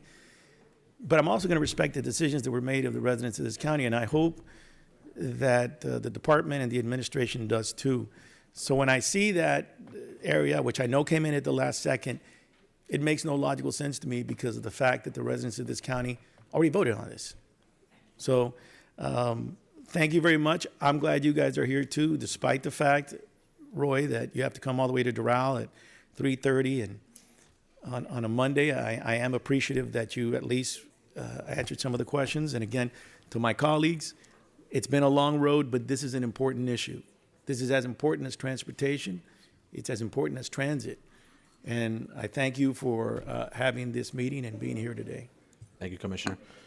All right, Commissioner from District 6, but please have an ebb and flowing conversation. Y'all have been through me a lot in the last hour and a half, through the chair here, through the chair there. I feel pretty torn up right now. So just be respectful, have decorum, but don't go through the chair. And when you say through the chair, you actually have to be recognized. So at that point, just don't say it. Like just. So does that mean I'm like temporary chair? No. Yeah, no shot. He'll move the chair to Panama if that happens. Mr. Chair. Enough Mr. trash Chair. talk, guys. Enough Mr. trash Chair, talk. what do you call an ambassador? Is it Your Majesty? Yeah, I think that would be appropriate. Thank you, Mr. Your Chairman. Majesty. We've spoken the last 2 years a lot about quality of life. So my issue that I want to bring up is a little bit different. Regardless of the 3 options, the 27 locations, the 8 locations and the 27, we're covering a lot of items. I'm curious as to the transfer station in District 6. I believe it's increased roughly 25% since the fire. I think it's over 82,000 additional tons, and it's really one of the issues that folks call our office almost every day regarding the odors that come out of that facility, the folks who live in the waterways and all of the adjacent areas. And again, I know that Achai and his team have tried their best, but I'm curious as to what exactly, regardless of which option we pick, whether we rail it, we truck it, we build 10 facilities, 1 facility, what are we going to do regarding the transfer stations and trying to reduce the fact that, again, it's over 25% more, which is now causing a significant odor for the neighbors in the area. Through the chair, we're currently working on a 50-year recertification for that particular site. As it pertains to the tons, I'll look to Achai to provide some data on the tons. But we are working on a 50-year recertification of that site right now. So what is the 50-year recertification, like what would it do to actually mitigate this? Like tangible items that are actually going to fix this? Not just we're working through it, but I'm curious what exactly are we doing? So, Commissioner, we've worked with you and your staff, and thank you for your support. All our transfer stations are 40 to 50 years old, and so we need to upgrade our transfer stations. And like the director mentioned, right now we're doing the 40-year recertification. Part of that is to work on the structural and the electrical inspections, and then we've also tried to enhance it, try to make operations better. So we looked at stormwater, we've looked at odor control. Those are the systems we have in place, Commissioner. Thank you, but particularly in terms of trying to get, I think the issue is probably it's 25% more trash, so obviously it's bound to smell. Is there a plan in terms of trying to reduce that, building other transfer stations or moving things in and out faster to make sure that they're spending less time there, causing the odor? So one of the things that I mentioned is there are some innovative technologies out there. And so with transfer stations so that we can actually have negative pressure. And so we're looking at some of that technology as well. So if you can provide some of those technologies while we're doing the renovation, that could potentially bring down that odor that you're referring to. Is the renovations and the technologies that you guys are discussing, are these budgeted items? The project. It is, Commissioner. That is. When do you anticipate finishing the 50-year recertification? So we're almost done with the 50-year recertification. We have a surge pit project. It's been going on for quite a while. We finally got our construction permits, and so we plan starting next week, and then it'll take us probably three months to finish. And then in terms of stormwater improvements, that's a grant fund, and so that might take about 1.5 years to complete, Commissioner. And at the same time, to your point, last year we had, after the fire, the one thing I'd like to say with due respect is After the fire, we had 1 million tons of waste that had to be handled.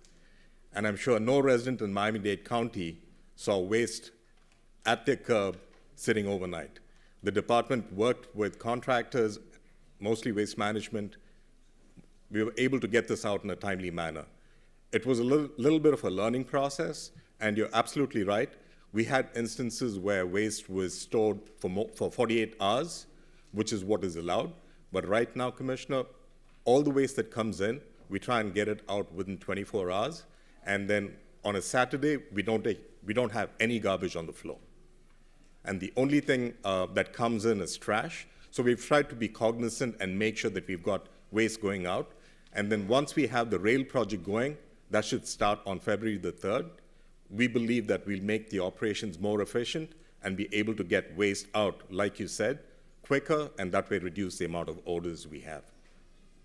Thank you. And if you could provide us with a report as to all these new technology that you're discussing and as to when they might be implemented as well. Absolutely, Commissioner. We will move on to the next item now, right? All right.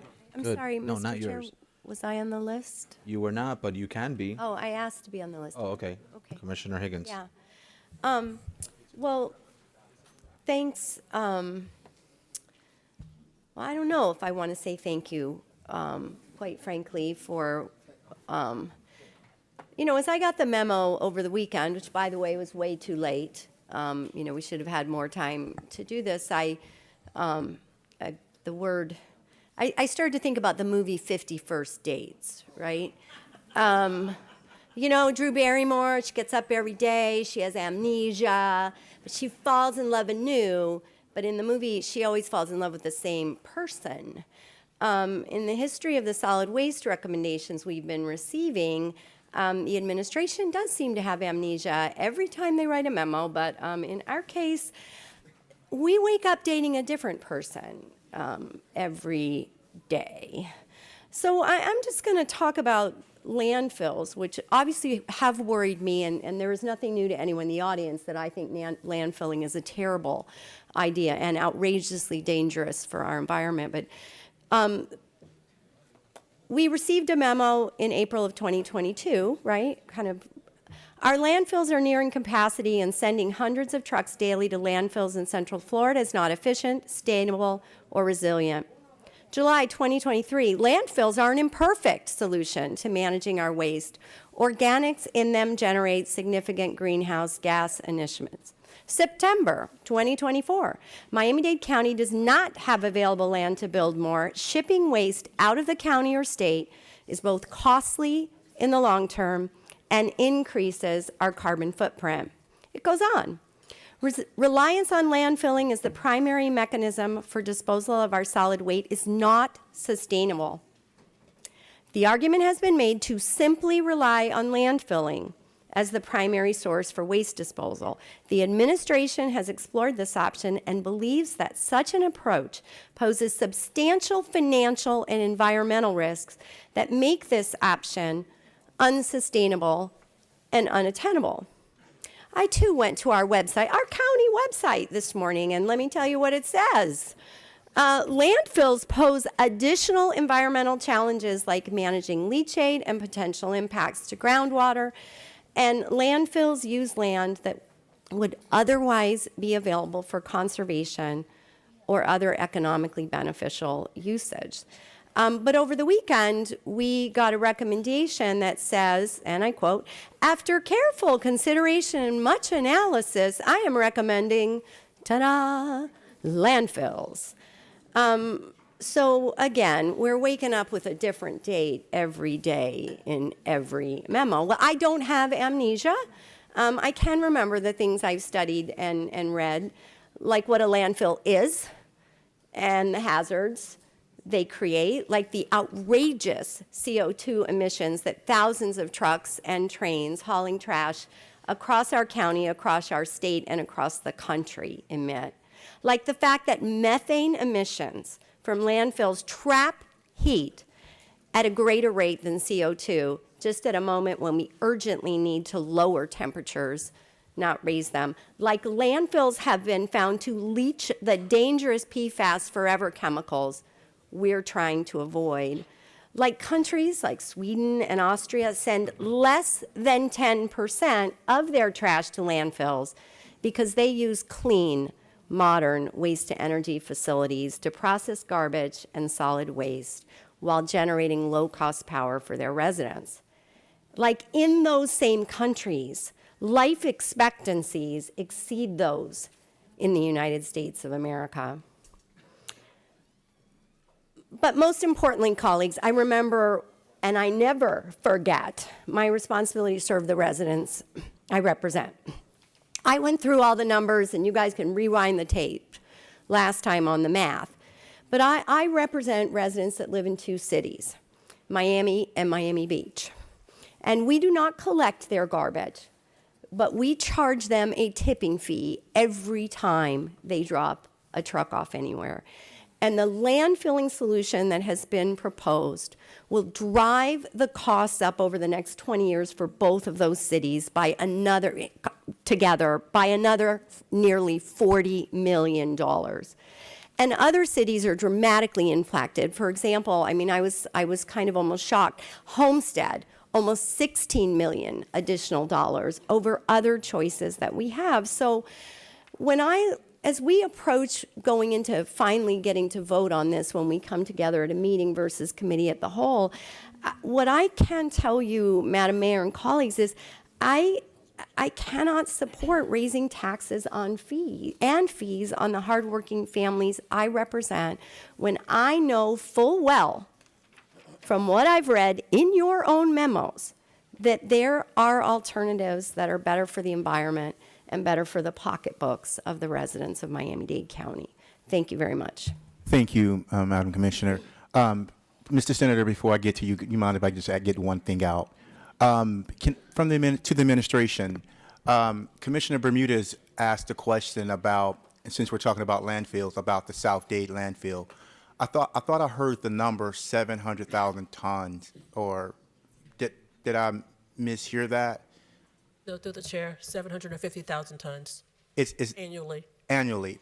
Is that an increase since the burning down of the Yes. incinerator? Commissioner, it's increased by about 200,000 tons. So over a period of 2 years, since I guess we're getting too close to Super Bowl time, so over 2 years, we've seen an increase of 200,000 tons of trash being hauled from where to where? Definitely to the South Dade community, but where's all of that trash coming from, that increase? Where is it coming from? Sure. So, Commissioner, once we lost the resource recovery plant, waste that used to go there had to go someplace else. And so and most of it is what we call Class 1 waste. Right. And South Dade landfill is the only place in the South that we can take the waste to for disposal. So we've got private haulers that come to us. We've got the city of Coral Gables that comes to us. We've got Homestead that come to South Dade landfill. So all of them end up there. And in the past, what we did was... No, I hear you. But just because Commissioner Higgins opened up a door here, and it went over my head a little bit until your conversation here. So 200,000 more tons of trash that comes from the rest of the county is now being hauled into South Dade under the auspices of, because we're a Class 1 landfill, correct? Yes or no? If you will, Commissioner. So in the past... No, not the past, but the question. Right. But right, what's the answer to the question? Commissioner, if you'll just indulge me. Sure. So in the past, we had all of that 750,000 come to South Dade, and then we would load them on transfer trailers and then send them out to resource. Right, but just for the record, right now we are bringing in trash to the South Dade community from all different areas within Miami-Dade County. Is that correct? No. Yes or no? Commissioner, mostly from the South, because... No, I understand mostly from the South, but am I correct? You're hauling in more trash since the incinerator issue came online. You're bringing in more trash to the South Dade landfill, correct? Commissioner, if you don't mind, so we're disposing of more waste? Don't worry about it. Don't worry about it. Question now is, since South Dade landfill, because I have a town hall meeting set for February the 12th, and I got to be able to explain this to the folk in South Dade because they're asking this question. The question now I'm asking you now is, you know, fats, oil, and grease. Because what's happening is, is the South Dade landfill the only landfill that accepts fats, oil, and grease in Miami-Dade County? Commissioner, we do not accept fats, oils, and grease at South Dade landfill. Not in the landfill. Okay, but you do accept them in South Dade? Commissioner, that's at the South District Wastewater Treatment Plant. Right. So I'm getting somewhere here because what I'm trying to get across is there's a smell now that's overpowering the entire South. And it's from my understanding, that's because there's a combination of the landfill issue along with the fat and oil grease issue. Am I missing this somehow? Commissioner, I don't believe it would be accurate to attribute the additional smells to fat, oil, and grease. We've always had the fat, oil, and grease go into that plant for many years. We do have challenge managing biosolids at the South plant that from time to time does cause those problems. Okay, but I'll come back to that later on because I want to open it up. But I do have some information from your department that suggests that the reason why that smell is there is a combination of the fat, oils, and grease, along with what we're hearing and seeing at the landfill. But I just wanted to make sure I can tell my residents of South Dade that we are now getting more trash in the South, even though I was told that there was not being an increase of trash to the South on a previous meeting. I just wanted to put that on the record. Point of information. Yes. On the question that you gave up on, I don't know why you gave up on it because I think that you probably should answer the question. So you're saying that you were sending 700 before, but you weren't processing 700. You were shipping it out. And he's asking, are you processing more garbage in the landfill? So the answer is yes. The answer is just yes. I don't understand why we can't just get an answer. And maybe it's the trial lawyer in me, but I really like an answer when there is an answer. So the answer is yes. He's processing more in South Dade. Yes. 200,000 tons more. Yes. The 200,000 tons that was being shipped out. The answer is yes. Yep. And thank you, Commissioner. The reason why I asked that question is because I was told that there was not an increase to the South. So now the South is bearing the burden of this issue. And now we have to now figure out how to deal with that head on. So the question now is, and I guess we'll save this for later, is what are your solutions? But we'll do that later. Senator Garcia. Thank you, Mr. Chairman. And I think the biggest problem that we have here as a legislative body is having accurate information. And the only way that we can actually legislate for the well-being of our constituents is by having the right information before us. I honestly don't feel confident with the information that's before us.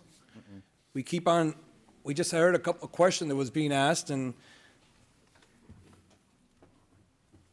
the answer was not, the question was not asked. Now, the question was asked and the answer was not given to a direct question. So therefore, I do have some consternations with everything that's before us. We have 3 different sites that have been presented to us. And now we were talking about incinerators, and now we're talking about landfills. How do we go back to our constituents and what do we say to them? What do we say about the direction of this government, the leadership of this government? What do we say to them?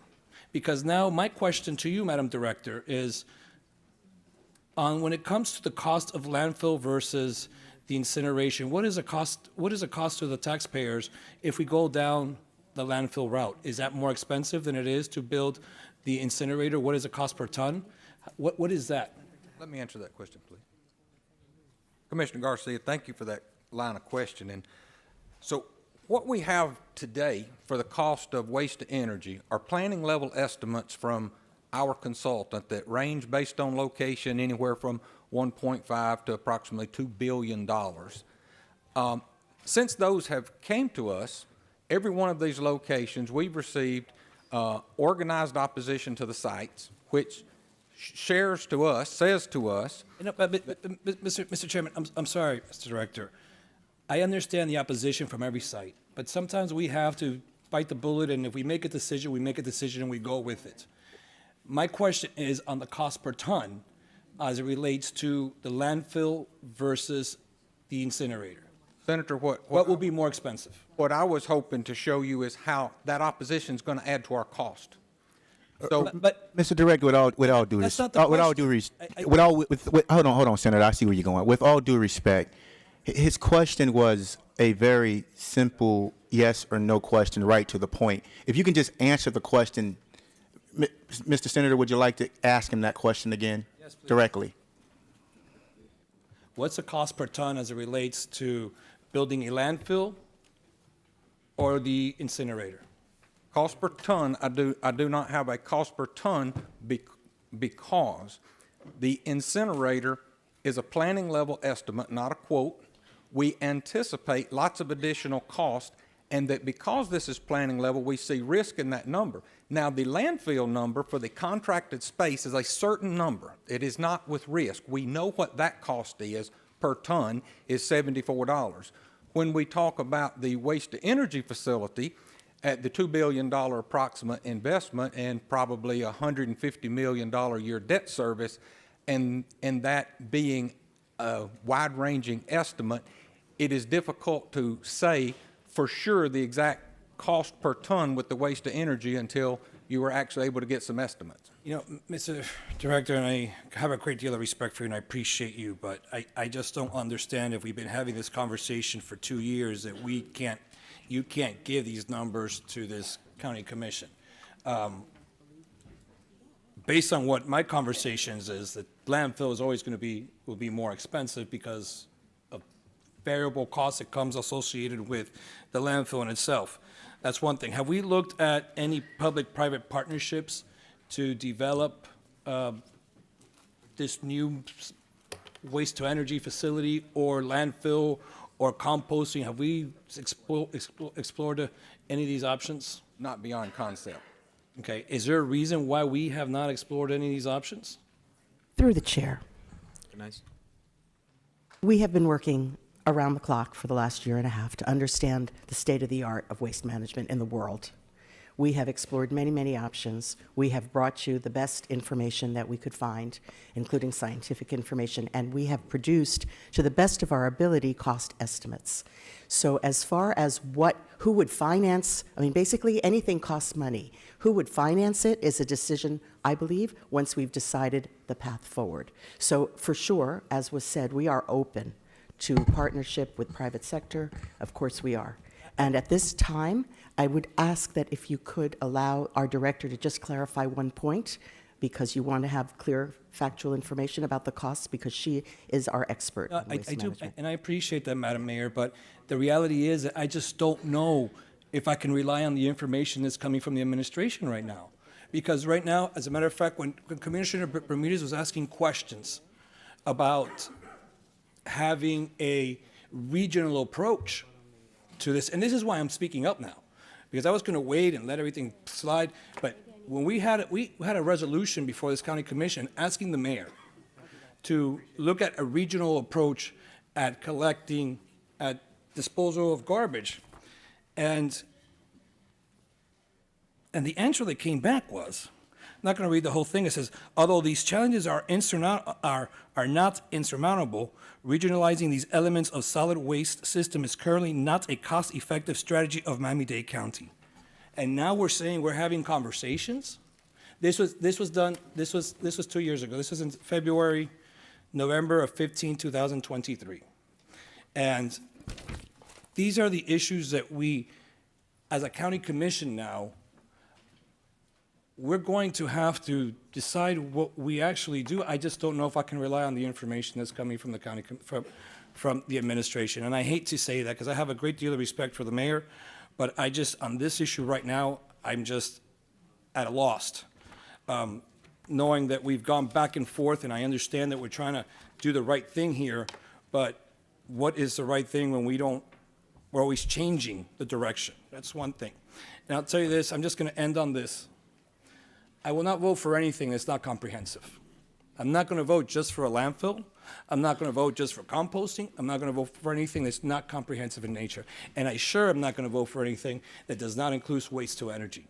Because we've talked a big game in this community about the things that we can do, and we have a great opportunity right now to change the direction and to lead by example on what it is to be good stewards of the people's money and about taking care of the environment. And if we don't have something before us that includes waste to energy that we can convert and give back to our community, then I'm a no vote on everything. Thank you, Mr. Chairman. Thank you, Senator. Commissioner from the 2nd District, you recognized? Thank you, Mr. Chair. Madam Mayor, Madam Director, thank you for the presentation.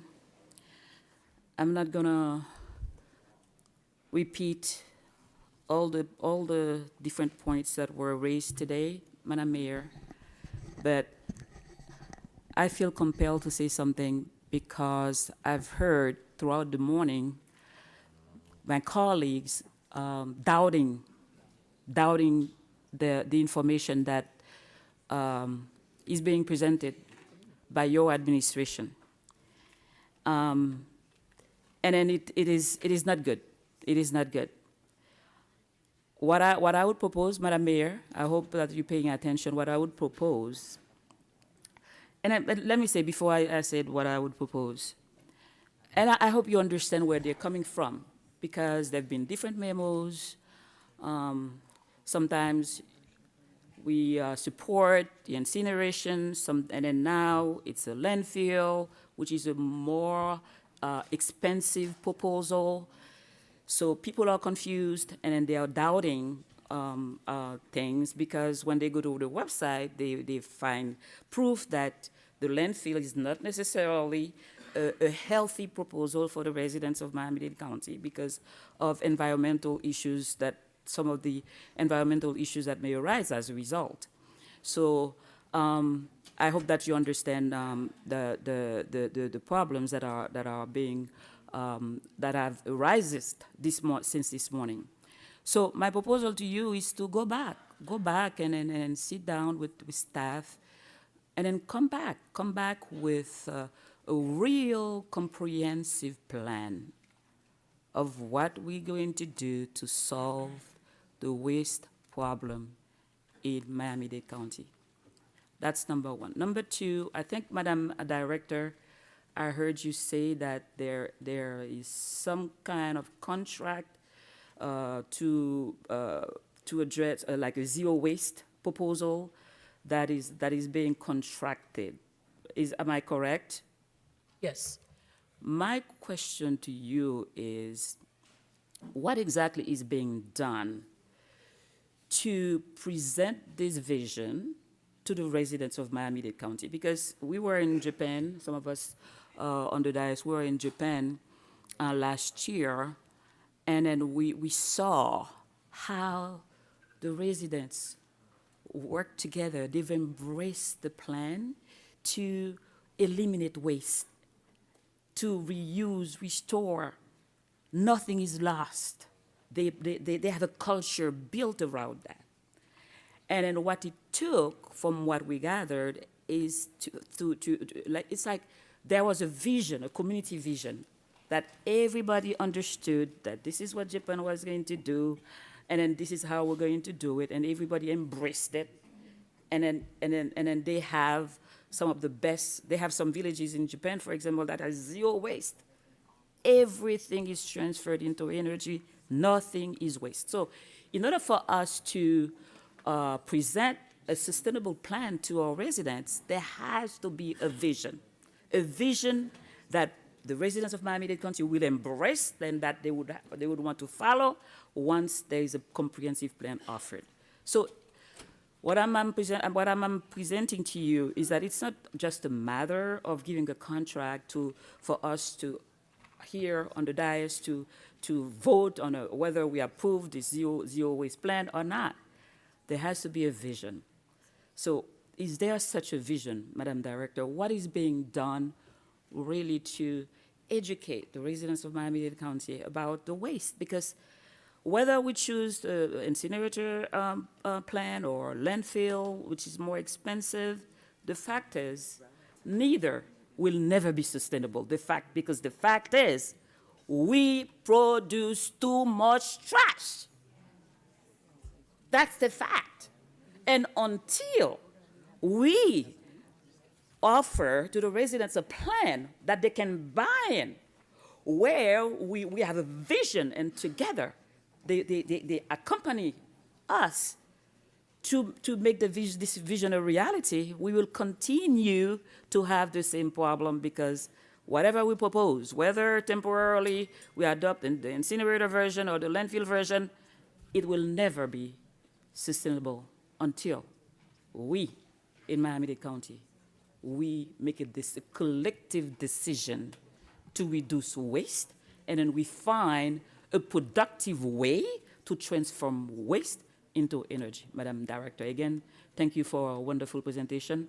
I think the path forward, Madam Mayor, is to go back. I know how hard you work. I know you work hard. I know. That is why it hurts me to hear the people, doubting the information. It is not good. It is not good. Go back to the drawing board and come back, and I agree with my colleagues, we cannot legislate something that we don't trust. Through the chair. You're recognized, Madam Mayor. Thank you. Commissioner, thank you for your passionate words. I have exactly approached the problem from the perspective that you are saying, and that is why we brought in a resilience officer to the Department of Solid Waste. He's with us here today. Nicholas Ciancio has extensive experience. He helped to guide us on the zero waste procurement that has now been completed, and we're moving forward. We, of course, have enhanced our recycling program and improved our results, but it requires a comprehensive strategy, as you say, and that is why we've brought in consultation to help us. The airport, the seaports clearly are early targets, other facilities, government facilities, and we have eliminated a lot of garbage from county facilities through various policies that have been adopted at this board. So we are going to continue down the path that we've crafted, but we need to do more, and it has to be public engagement. And I want to commend the environmental groups that are here and who have spoken, because they have pledged to be part of the solution, and they must be. A significant part of the zero waste program will be public education and engagement, and that is also what we're discussing with the city of Miami, because we need to be unified. We can't create confusion in jurisdictions where people doubt that what they're doing is actually making a difference. And I visited recently to verify that our recycling plant is recycling a lot, and our rates have improved. But again, we must do more. I just want to definitely underscore, we have responded to every request from this commission. We've produced information based on requests of this commission, and we are looking to this commission for guidance. We've put forward our best solution at this time, and we stand by that recommendation. Thank you. Thank you, Mayor. Commissioner from the 8th District, you recognize? Thank you, Mr. Chair. I think the mayor really just answered my question. The question that I had was whether or not the recommendation that is before us now is going to be the lasting recommendation moving forward, or whether there is anticipation that an alternate or a different recommendation will be forthcoming. So you just said that this is the recommendation and we're standing by it. Is that what the representation is, that we will not receive a different recommendation from the administration? You're recognized, Mayor. Yes, through the chair.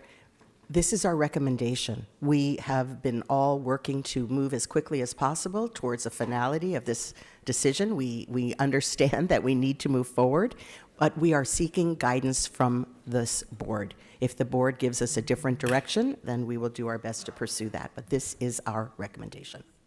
Okay, so let's talk about the actual recommendation, because the recommendation, as I understand it, is for us to just continue doing what we are doing right now. is it also part of the recommendation for us to accept the information that was previously provided to us, i.e. that landfilling is not a environmentally nor a financially sustainable option for Miami-Dade County? Or is that recommendation to be thwarted, ignored, and removed in replacement of this current recommendation? Or are they to be, are we to consider both of those simultaneously? I think I tried to make clear that we do believe that a waste-to-energy facility is not a health or environmental risk, but we also have said on balance with financial considerations and the certainty of the contracts that we have in place for long hauling, that we are well positioned to continue with our current program, also exploring zero waste strategies, reducing our waste stream, also working regionally to improve how we work together, also working with our community groups to educate the public, and also exploring the possibility of purchasing a site for our own landfill outside of the county because we do not have space at this time in the county.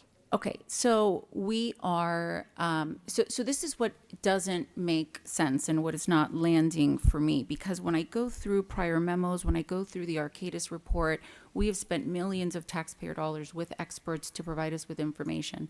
As recently as November 25th, 2024, just 2 months ago, there was an extensive report talking about myth busting and talking about how landfilling is so environmentally hazardous and how it's considered a quote unquote super pollutant. A super pollutant, not according to us, our opinions and our body. We are not experts in this area, but Arcadis, the experts that it was Exhibit 1 to the November 25th, 2024 memo. So 2 months later, we are being asked to abandon the findings of a very detailed memo to now move in the direction of just keep doing what we're doing while simultaneously continuing to keep our minds and our hearts open to other options. That to me equates to no recommendation at all, because we have to recognize, and it's in the memo, it says facts, and there's a section that says myth busting, because it is a myth that waste to energy facilities are, continuing to produce PFAS, and it's a myth that waste to energy facilities are methane contributors. So all of that I receive the way that it's presented as facts by experts. I don't know how 2 months later I am to be expected to completely disregard that for a recommendation that just says we're going to continue to haul this out, where we don't have our own landfill, we don't have a place to haul it out to. The last time a landfill was permitted was in 2011. It's extremely obtuse and vague. And so what concerns me is everything that everybody has already said. I'm not going to repeat it, but as we sit here as a body, it concerns me that this becomes the legacy of this commission, an inability to make a decision that is not for the next 5 years of Miami-Dade County, but for the next 50 years of Miami-Dade County. In that same November 25th, 2024 memo, it says we produce 5 million tons of garbage as a county annually, twice the annual average per capita of any other place in the country. We are producing a ton of garbage, and we have multiple memos with facts stated from experts that landfilling is one of the worst options. And from an environmental lens and from a financial lens, I don't understand how we were sitting here with a recommendation to continue landfilling with no actual expertise. Where is the actual expert saying that landfilling is a good option for Miami-Dade County? Every other recommendation has been accompanied by an expert's report indicating here is the support for our analysis, because everybody agrees that the EPA is involved, permitting is involved, environmental considerations are involved, health considerations are involved, construction considerations are involved, because it will directly impact our ability to grow as a community if we cannot haul our garbage out in a manner that is preparing us for the next 50 years. I don't understand how the recommendation before this body is just continue doing what we're doing right now. I need somebody from the administration to defend the recommendation that's currently before us. It's directly contradictory to the recommendation that came 2 months earlier. I need an articulation on the record of how it is advised to this body and that the recommendation will remain for the foreseeable future that we are just to haul away 500 what is it, 500 million tons of garbage every year and landfill it to a landfill that we don't own, that we have not yet identified, that has not been permitted. I need someone to explain and rationalize that for me because I'm genuinely perplexed. Thank you, through the chair. You're recognized, Madam Mayor. Yes. So the expert, including at the EPA, do not say that either option is not advisable. Both are recommended, approved by the EPA and other environmental regulatory bodies. We have our Arcadis experts here as well who can speak to that in greater detail, but obviously we took into consideration health and environmental factors when we did make the current recommendation. That to be said, landfill also has additional features that it didn't used to have. Yes, we're harvesting methane. We would continue to scale that up, the methane to be removed and used for fuel. Methane is a more dangerous byproduct than carbon alone. So we are looking at the greater efficiencies, but again, both are highly regulated and approved by the environmental bodies. And Roy Coley would like to add some thoughts. And Commissioner, what I would like to add on the financial consideration, when you look at the financial cost of both, what you might be looking at in the presentation was O&M cost, but when you factor in the capital cost, if we continue to truck and train our solid waste north, which is a very similar process that New York is doing, trucking theirs south, California's trucking theirs to Nevada. If we do that, we pay zero capital cost out. They've already invested in it. We're going to pay them $74 a ton to take our garbage, but we don't lay out $1.5 to $2+ billion that yields us an annual debt service of $120 to $150 million a year. When you consider that, I don't think you come to the same conclusion that waste to energy is going to be a financially superior option. And thank you for that. But we have landfill capacity up until what point contracted through our contracted capacity? Commissioner, we are contracted for 30 years for 100% of our capacity. The owners of that facility have represented us. They have capacity good for 100 years. They have the capacity to be good for 100 years. That's what they've represented to us. And so with that being true, why then all of the previous memos recommending waste to energy?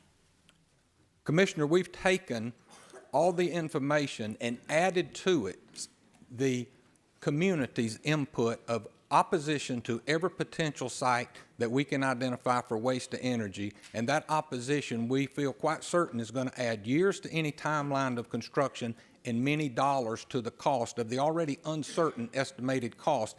Put all that together is why the recommendation is to continue trucking.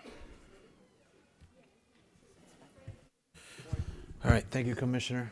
Commissioner Gilbert, you're recognized for a point of information. Point of information, I just want to say thank you for that answer, Chief Coley, because in case we missed it, what he said was we took all the information we had, because the facts are not new, and then we considered the opposition to the different sites, and we changed our mind. That's what he said. That's what he said. So what he's saying is this is not necessarily based on new facts. This is based on, we're making a policy decision based on opposition in politics. That is what he said. That's the translation. I just want us to be clear so that we can actually have a meaningful conversation, so we don't, because if we just say this is a fact-driven conversation, Commissioner, it's a pretty easy decision. But that it's not just fact-driven. Thank you, Mr. Chairman. Through the chair, Madam Mayor, you're recognized. just to be very clear, the costs of delay that are caused by the current realities were factored into the decision. And ultimately, this is a financial recommendation. Thank you, Mayor. Commissioner Higgins. Any delays in the very few people that are opposed, because there's a very small number of people are opposed to each site, right? We are a county of 2.8 million people. I represent a city of about 500,000, another about 100,000. And I guarantee you, when we tell them how much their rates are going up, and we are going to have to tell those city commissioners that they're going to have to raise taxes or cut other services because of these kinds of costs, you are suddenly, instead of going to have 10 or 15 or 20 or 100 people in opposition, you're going to have hundreds of thousands of people in opposition. The reality is what you just said is we have contracting capacity that can go on as long as possible. So if in selecting a site that makes sense to build a waste to energy facility so we can get to zero waste, let me remind everyone, there is no zero waste strategy in any community that doesn't have a waste to energy facility. That's how you achieve it, right? Otherwise, zero waste is a joke. If we don't have it because we continue to landfill. So if the delay in resolving some neighborhood issues adds another year, we still have the land capacity. The problem is we're not getting started on permitting and working through and getting the contracting or the P3 or however the right financial method is to move waste to energy forward. So I just don't, what we're saying, what your memo is recommending is that we stop thinking about doing the right thing because we're afraid of a few people in opposition to each individual site versus standing up for what's right for the planet and for what's right for more than let's say I'm gonna round up to 100,000 people against doing what's right for the 2.6 million other people that would rather do the right thing environmentally and the right thing financially. Thank you, Mr. Chair. Thank you, Commissioner.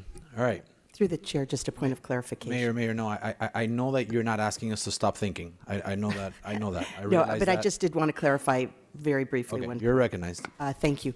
One of the places that has done very well with reducing waste is San Francisco, and they do not rely on waste energy. And of course, we have some states that do rely on waste energy, Massachusetts, and we have others like New York and California, as we've said, that are Mr. Chair. primarily focused on. Mr. Chairman. All right, Commissioner Higgins, May I remind you, we live in the United States of America where our commitment to environmentalism and progressive waste management ideas are far behind the rest of the world, which is why this body, almost every one of us on this body, has made visits to other countries to find out how things are being done. So looking at what's going on in other states is not what we should be role modeling ourselves about, because the United States of America is not a role model in zero waste activities. It is other countries abroad that we must be modeling ourselves away, which is why, Madam Mayor, and I'm very glad that you did visit all these other countries to learn about this, but if you're looking at countries that are near zero waste, let's take Sweden. 1% of the waste in the country of Sweden goes to landfill. 1%. That's zero waste, because they have comprehensive waste to energy facilities in virtually every neighborhood, urban and outside of their communities. And they do all the other things that we're seeing in Commissioner Regalato's 700,000 items later today. They're active composters, they're better recyclers, they're better reusers of things. But zero waste strategies require waste to energy. Zero waste strategies does not ship millions of tons over decades to landfill to continue to pollute. Commissioner Gilbert, and let me just remind everybody, we've not even started with the actual items yet. We are still just on the presentation. It's lunchtime. You are recognized, Commissioner Gilbert. Thank you, Mr. Chairman. I'll be short. Just quick minute, as Commissioner Regalado would say. It was, and it's something that Commissioner Higgins talked about and the mayor kind of mentioned. When we're trying to get to zero waste, we have to address the amount of waste that we are producing. And so when we visited Japan, what we noted was there were cultural differences in how they approached trash, garbage, where they put it, how they put it. I have an item that I did not bring before this board, for this committee, because I haven't been able to get someone from the school board to talk to us about it, and I didn't want to roll it out without them. But the item essentially directs the mayor to, in consultation with this board, develop a curriculum about how we dispose of waste, and ask the school board to start teaching it across every school in Miami-Dade County. We need kids to understand. I'm older. We're all older. It's going to be harder to break patterns in older people, but we can start raising a generation of young folks and young Miamians, young Miami-Dade County residents who actually learn how to recycle, learn what they should be disposing, how they should be disposing of it, and learn that we don't do certain things in public. One of my takeaways from Japan was the kids didn't throw stuff away. They put stuff in their bag. They knew how to recycle in public. The kids didn't do it. We have to do something. And so I look forward to bringing that item. And then just one other note. It occurred to me that in my city, we have those public garbage cans that I'm sure everyone has. Ours is covered in like nice maroon cover. They come and take it out every day. We're a tourism-based economy in Miami-Dade County. And so we have an inordinate amount of people who come through our airport and our seaport, and they're in restaurants and they're in the streets and in our shops. And so maybe we ought to consider every time we have a public garbage can, we have the availability of public recycling. Because maybe why we're producing twice as much as everybody else in America is we have tourists. They come here on vacation, and they're not gonna look to recycle. They're not gonna hold on to stuff. They're gonna throw it away. They might make an easier decision if there were more availability. So it's just something to think about. Thank you, Mr. Chairman. All right, guys. Let's start with the first commissioner-sponsored item. And again, let me just say, and I said this in my opening remarks, but the majority of these items, if not all, depending on what's discussed here today, will move on to committee, where then we'll have a full discussion, public hearing, and then to the full board in the end of February. So while this meeting is obviously to discuss all the options, keep that in mind as discussing the actual items on this agenda, because there will be 2 additional opportunities to discuss these items. With that, Madam Attorney, let's take item 2C. Do you need to read anything into the record? No. Unless you would Can like. you read the item? I can. It's 2C is a resolution directing the mayor designee to assess and evaluate the county's landfill capacity, determine if it's in the county's best interest to expand capacity and viability of such landfill expansion, perform a cost savings analysis of options for such expansion, and prepare and provide a report. All right, commissioners, this is a very simple directive to the mayor. Commissioner Bermudez, I'll recognize you as sponsoring commissioner, but I see it as very vanilla, meaning very directive.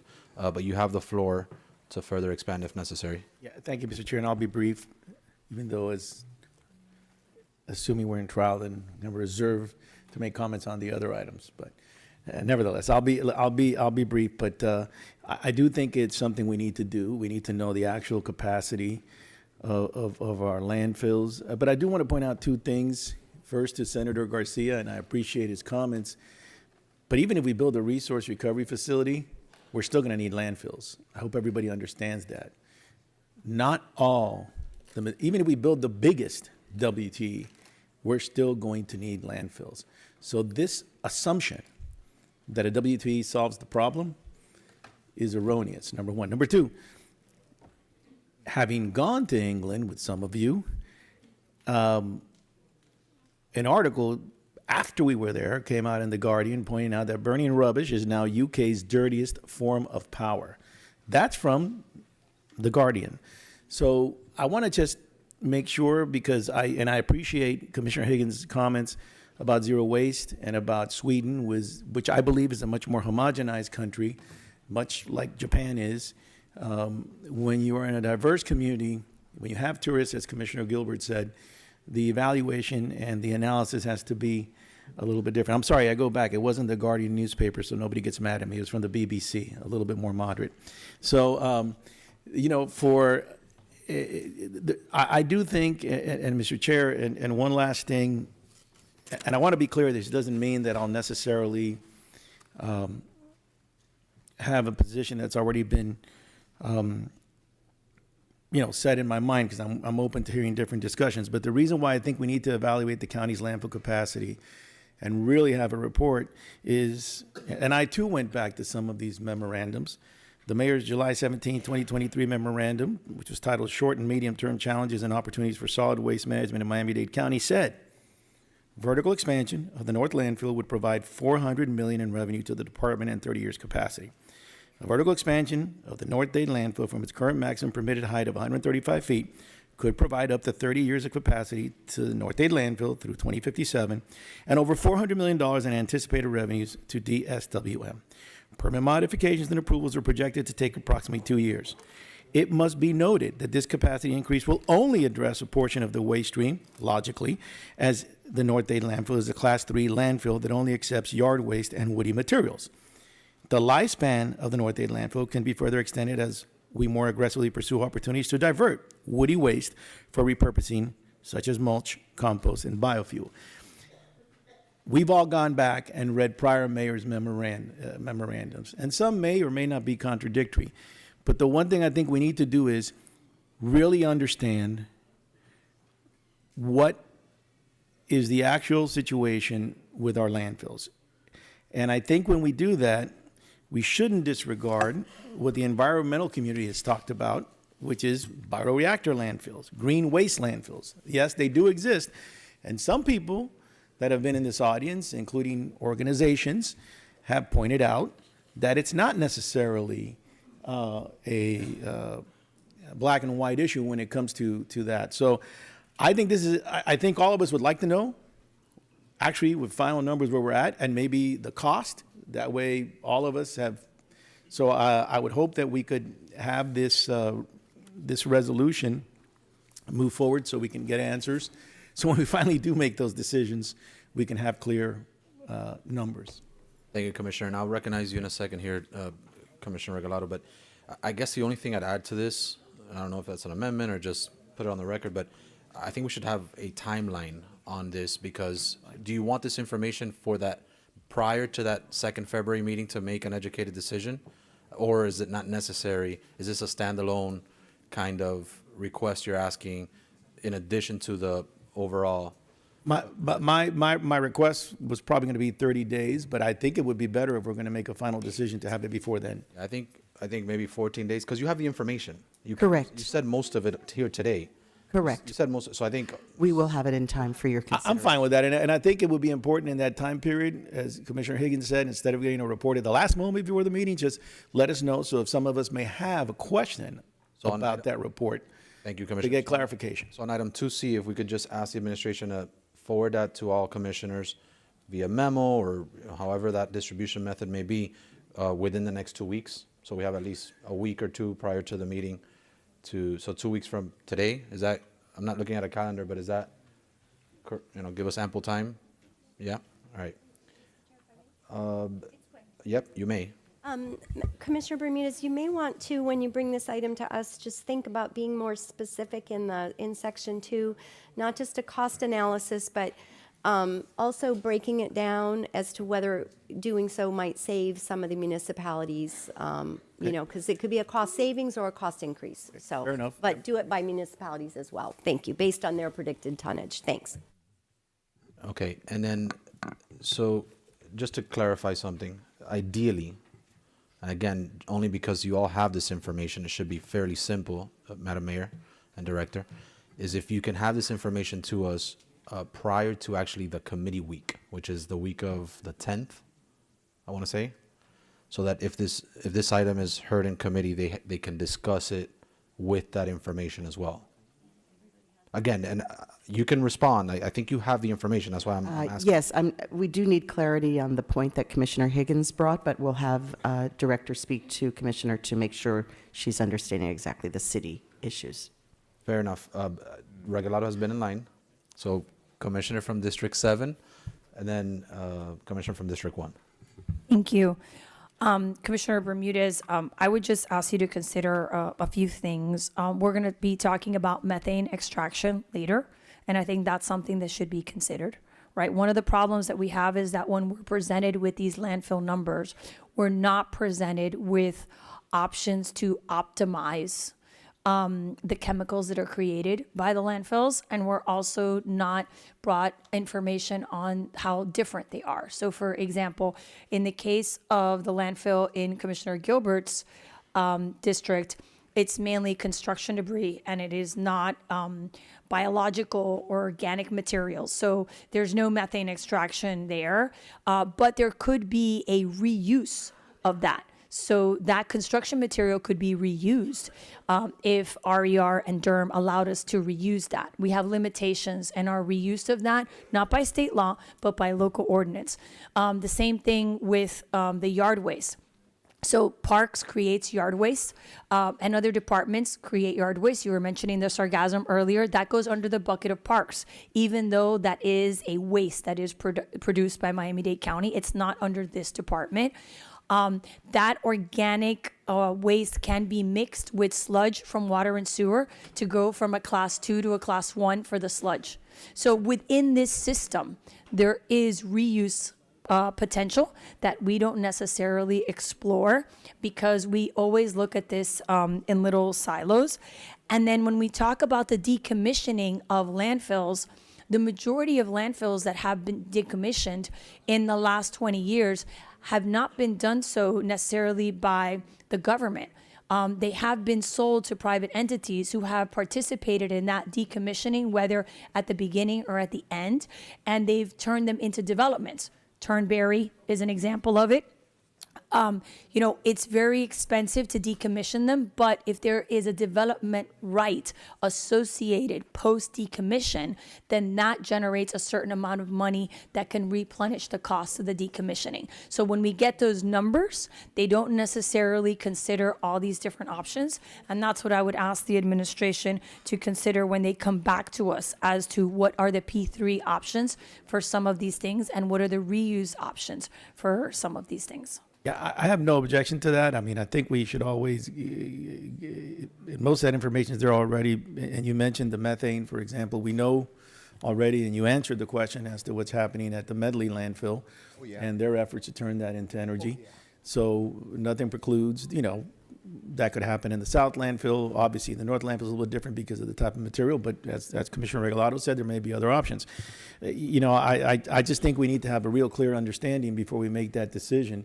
Because, again, whatever happens, we're going to need landfills, whether here, there, or somewhere, to take care of some of this stuff. I mean, it's just the reality. I mean, we'll long be gone before all of us, before there's a change. So the more that we can add, including the municipalities, I'm fine. I just want to get clear answers so we can make a good decision.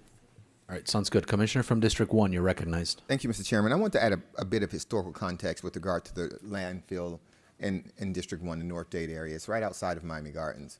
As mayor of Miami Gardens, we have a challenge with illegal dumping along County Line Road. Along County Line Road, and it spills into a very close residential area.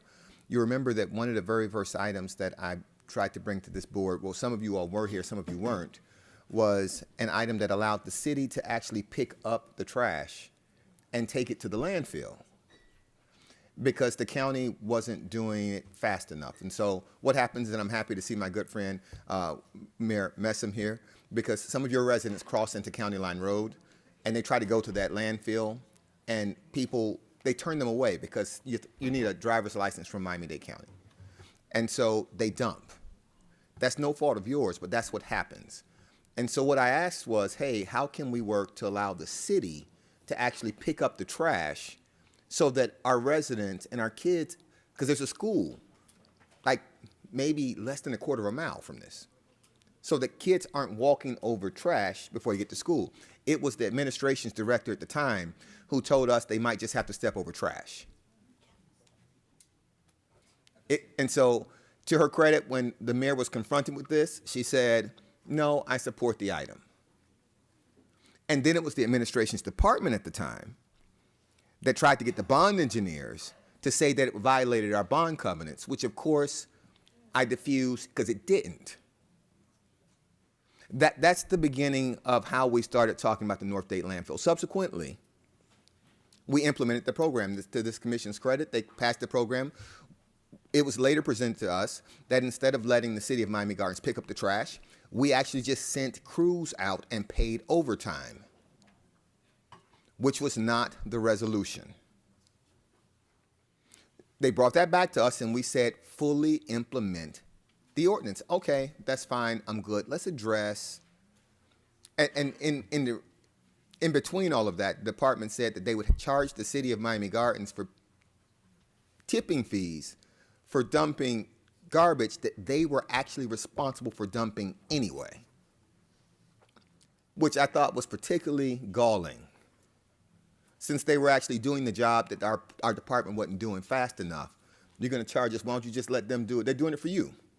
So let's just let them do it. We don't have the labor costs. It saves you money. The community's cleaner. It seemed like a win-win, but we had to get there. So we've gotten to that point. When we get to that point, Commissioner, historically, then it took us a while to get there, a couple of years. We have the facility burned down. And so I asked the question, in the context of all this, what are your plans with the North Dade landfill? When are your plans for taking it offline? So before you talk to me about extending, are you extending this for a certain amount and then this time, after this time, you're going to take it offline? There were no plans to take it offline. They had no plans to take it offline at all. Now, I will note that I think you're building a soccer park in your community on a decommissioned landfill in North Miami. In the North Miami area, Solomia is a couple of $1 billion in development on a decommissioned landfill. But there was no plans to take it offline at any point whatsoever. So I say, hey, well, listen. They come in and say, we want to just do the engineering work on it. I say, you know what? I'm not unreasonable. I'll sponsor the item to do the engineering work. But I need us to know that any application for a permit would still have to come before this board. I asked the question, it was very specifically. The director at the time or his staff told us that nope, it was good. We did not. There's nothing that would allow us to apply for a permit for a landfill. This is just the preliminary engineering work. I said, well, you know, we have to do the work. We're part of a system. Let's figure it out. So we go through the very thick submittal that they gave us. You all see the papers they gave us. And turns out that they wouldn't have to come back to the commission to apply for a permit. And so now we have a problem. Because now the problem is you're going to try to put this here without a plan to move it, just a plan to expand it. That problem becomes compounded when they come back and say, hey, well, you know what? Our facility is inoperable. We have to do more landfilling. And so then I ask a subsequent question, well, what's the plan?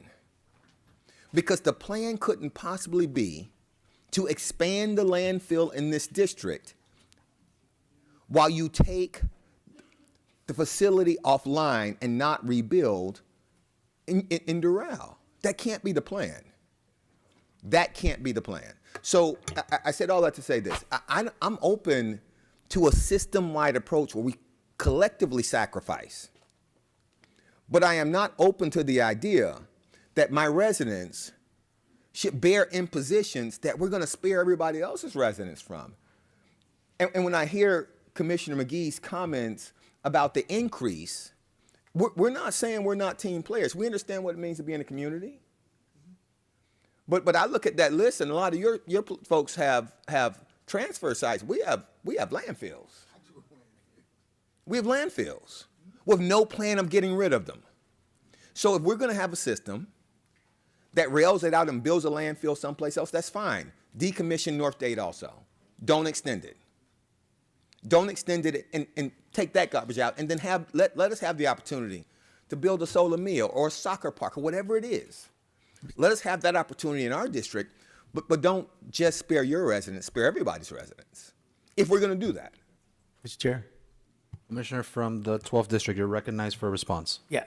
First of all, ditto. I don't have a problem with that approach. And I preface my comments by saying that at no point, whether it's a South Dade landfill or the North Dade landfill, and to be fair, the Medley landfill, which has been expanded higher than those two landfills, which is adjacent to Doral and to Medley and to Miami Springs and to Hialeah Gardens.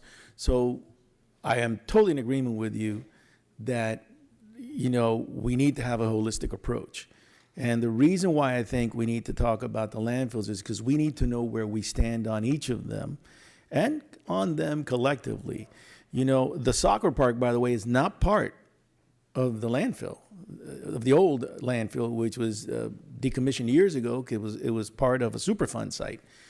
The soccer park was approved adjacent, and it's actually parkland, was voted on in 2012 by the residents of Miami-Dade County. What I'm trying to do is to combine that soccer park with the decommissioned landfill and do what Broward did. When you go down I-75 and you see the University of Miami and you see FIU and you see Belen and you see Ronald Reagan Doral and you see Norland going out having to do these only hills they can go to. So by doing this, we're going to be able to combine a park and combine an old landfill and turn it into something which, frankly, I don't know why I haven't thought about it, because the vote on that park was 12 years ago.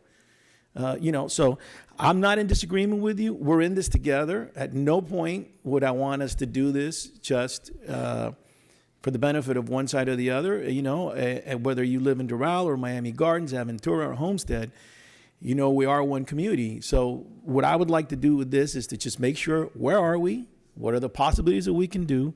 But let's look at all these landfills. And in fact, as a matter of fact, I would like to have a look at what we're doing with the Medley landfill, because we have contracts with them. But they have a higher capacity. So, because what would be terrible would be we sit here and then 5 years later, Waste Management comes back and says, oh, we got to go higher. Well, at that point, I'm telling you guys, the people that are adjacent to that area, which have complained about that landfill before, Miami Springs, Virginia Gardens, Hialeah Gardens, Medley, and Doral, are going to say, wait a minute. And that's not all my district. Part of that is Commissioner Cabrera's district, are going to say, wait a minute. They've already been given a number of increases. So what I would like to do is just get the information. I'm all with you, and I would say ditto on doing this in a holistic manner across the board for everybody. At no point would I want it to be something that would be detrimental to any particular district or community, but let's look at it across the board fairly. Thank you, Commissioner. All right, seeing no further discussion on item 2C, Madam Attorney, and having taken no action in today's meeting, Madam Attorney, let's take item 2D and 2E together, and if you can just read those items on the record. Yes, Mr. Chair. We also received one of the walk-on items, and Well- we're working on the second. Would you like to add Well- those together at the end? Let's walk those in afterwards together, yes. You got it. Okay, so item 2D is resolution authorizing and approving the site selection for a new waste-to-energy facility other than the City of Doral, Town of Medley, or Northwest 58th Street. And 2E is a resolution authorizing and approving the site selection for a new waste-to-energy facility. All right, thank you, Madam Attorney. Commissioner from District 12 is the sponsor for 2D, and then Commissioner Gilbert for 2E. You're recognized, Commissioner from the 12th District. Thank you, Mr. Chair. And I think we're more or less, for taking it together, because I think more or less it would be, I clearly have stated my opinion that in my item that I have, if we're going to determine where a W3 should go, it should not go in Doral, Medley, or on the Northwest 58th Street 38-acre site that was mentioned in that presentation. So, you know where I stand. I put it together because it's an item that I had sitting there and been proffered before. I understand Commissioner Gilbert has similar, or you're taking it together because I think they both will have the same finish to a certain extent. So that's my item, and I think I'm going to support it and I'd like to at least move it forward. And if you guys shoot it down, then that'll be it. But for me, I want to at least push forward the item that it will not go, if there is one, by the way, which is a different discussion now, that it will not go in the City of Doral site, Town of Medley, or Northwest 58th Street site. Commissioner from District 1, would you like to say anything on the item, or is it self-explanatory? Yeah, it's self-explanatory. I think this is the one item we've had before us several times. My position is clear. I don't have a preferred site at all. Everything's open. And I think it's the stated policy of this board that if we do put it someplace other than Doral, we need the existing site. We need to have the contribution of the TIF. And it's really, and from the folks who are watching from Doral, I don't necessarily want to put it in Doral. I'm just looking at the fiscal health of the system. And so my item actually combines those two concepts, where we select it and how we actually pay for it, because we got to do that. So, but I'm open to the other sites. I'm open to any other site, or not, or as the mayor says, apparently just not building one at all at this point, which I don't know how that affects those two items, whether we actually proceed with not building a site, how that affects the policy that the board has already adopted. So I don't know, Mr. Chairman. But that's all I have. Thank you. You're right, and that's something that I'd like to ideally get some clarity here today so that I know what to move forward to committee or not, and then to the full board. I mean, essentially I could do it all, but Commissioner from District 7, you're recognized. Thank you. I think it's important for everyone to understand that we all have a piece of this. So Renee has a transfer site, which is now going to be used for moving trash on trains. Commissioner Gilbert has a landfill. Commissioner McGee has a landfill. Commissioner Cabrera shares a landfill and has a transfer site. He shares a landfill with J.C. Bermudez. Commissioner Cohen-Higgins has a wastewater treatment site. I have a wastewater treatment site. So you see how it all goes around, right? If I asked Key Biscayne what they would like to change, they would tell me to move the wastewater treatment site. So would Fisher Island. And they would gladly pay to move it. It's been there since 1949. The one in Cohen-Higgins' district has been there since 1979. So I think it's important for everyone to understand that we all carry a piece of these departments, and that when we talk about moving that infrastructure, that comes at a price. I think where this kind of went sideways a little on us is that we were looking at, well, how much would it cost to move the incinerator from here to there? And what I ask you all to consider moving forward is these parcels are assets of this department, and those assets should be monetized to the benefit of the department and the residents. And we're going to talk about an item that I have later that kind of changes the way that funding works for waste management. But Commissioner Bermudez, what I would like you to understand and to echo the points that were made by Commissioner Gilbert. Number one, there has to be a TIF.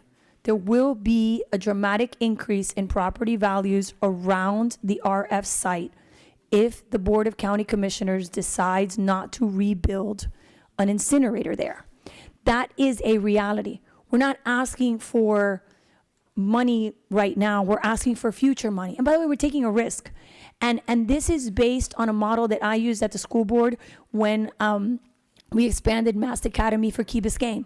And I gave them, this is what I think it's going to increase your property values, or you can pay me. And they decided to pay me. By the way, our estimate of how much their values would go up was low. It actually almost doubled. And they reaped the benefit of that because they were a wealthy enough community to pay in the short term as opposed to pay in the long term.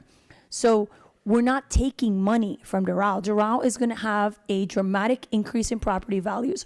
And what we're saying is that we are due a portion of that.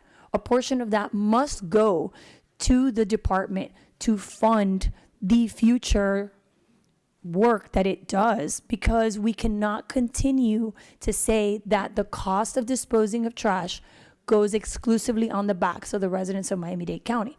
One point, and I think Commissioner Gilbert has made that point. Second point that's not in your item that I would consider you I would ask you to consider is what happens to the RF site, because that site is valuable. And if we are not going to use it for an incinerator, what are we going to use it for? The other thing that has to be considered is if these sites are not going to be used for the benefit of the infrastructure that supports the departments that own it, then they need to be monetized. How are they monetized? We put out an RFP and we develop it. We develop the landfills, we develop the RF site. And the money that is generated from that development goes to waste management and goes to subsidizing whether what we pay now or what we pay in the future, or a restructuring of the bond, which is what I want, so that we can have a department that is not exclusively reliant on ratepayers. So everyone needs to understand, you don't just walk away. You don't walk away. You are part of a greater system that provides infrastructure. And if that property is not going to be used for the infrastructure for which it was purchased and for which it was used for decades, then it must have an alternative use. And that alternative use must be to the profit and to the benefit of the department that is giving up the asset. That's all I ask you to consider. It's a fair point. You recognize for a response, Commissioner, from the 12th. Yeah, listen, I don't have, let's be clear on two things. You know, the history of landfills in Miami-Dade County, and some of them are in District 12, including in Doral, the swath of 79th Street, which was at one point the original landfills before a lot of regulations came in place, now known as the Tile District. You know, the regulations, the federal and state regulations were not as onerous, for want of a better term, as they are today. But, you know, there's no doubt that landfills, and Commissioner Gilbert mentioned correctly, you know, a development that was probably the best known old landfill in northern Dade, which is now finally being developed. So I am not against the second part of what you spoke, Commissioner, which is the fact that, you know, that land has value.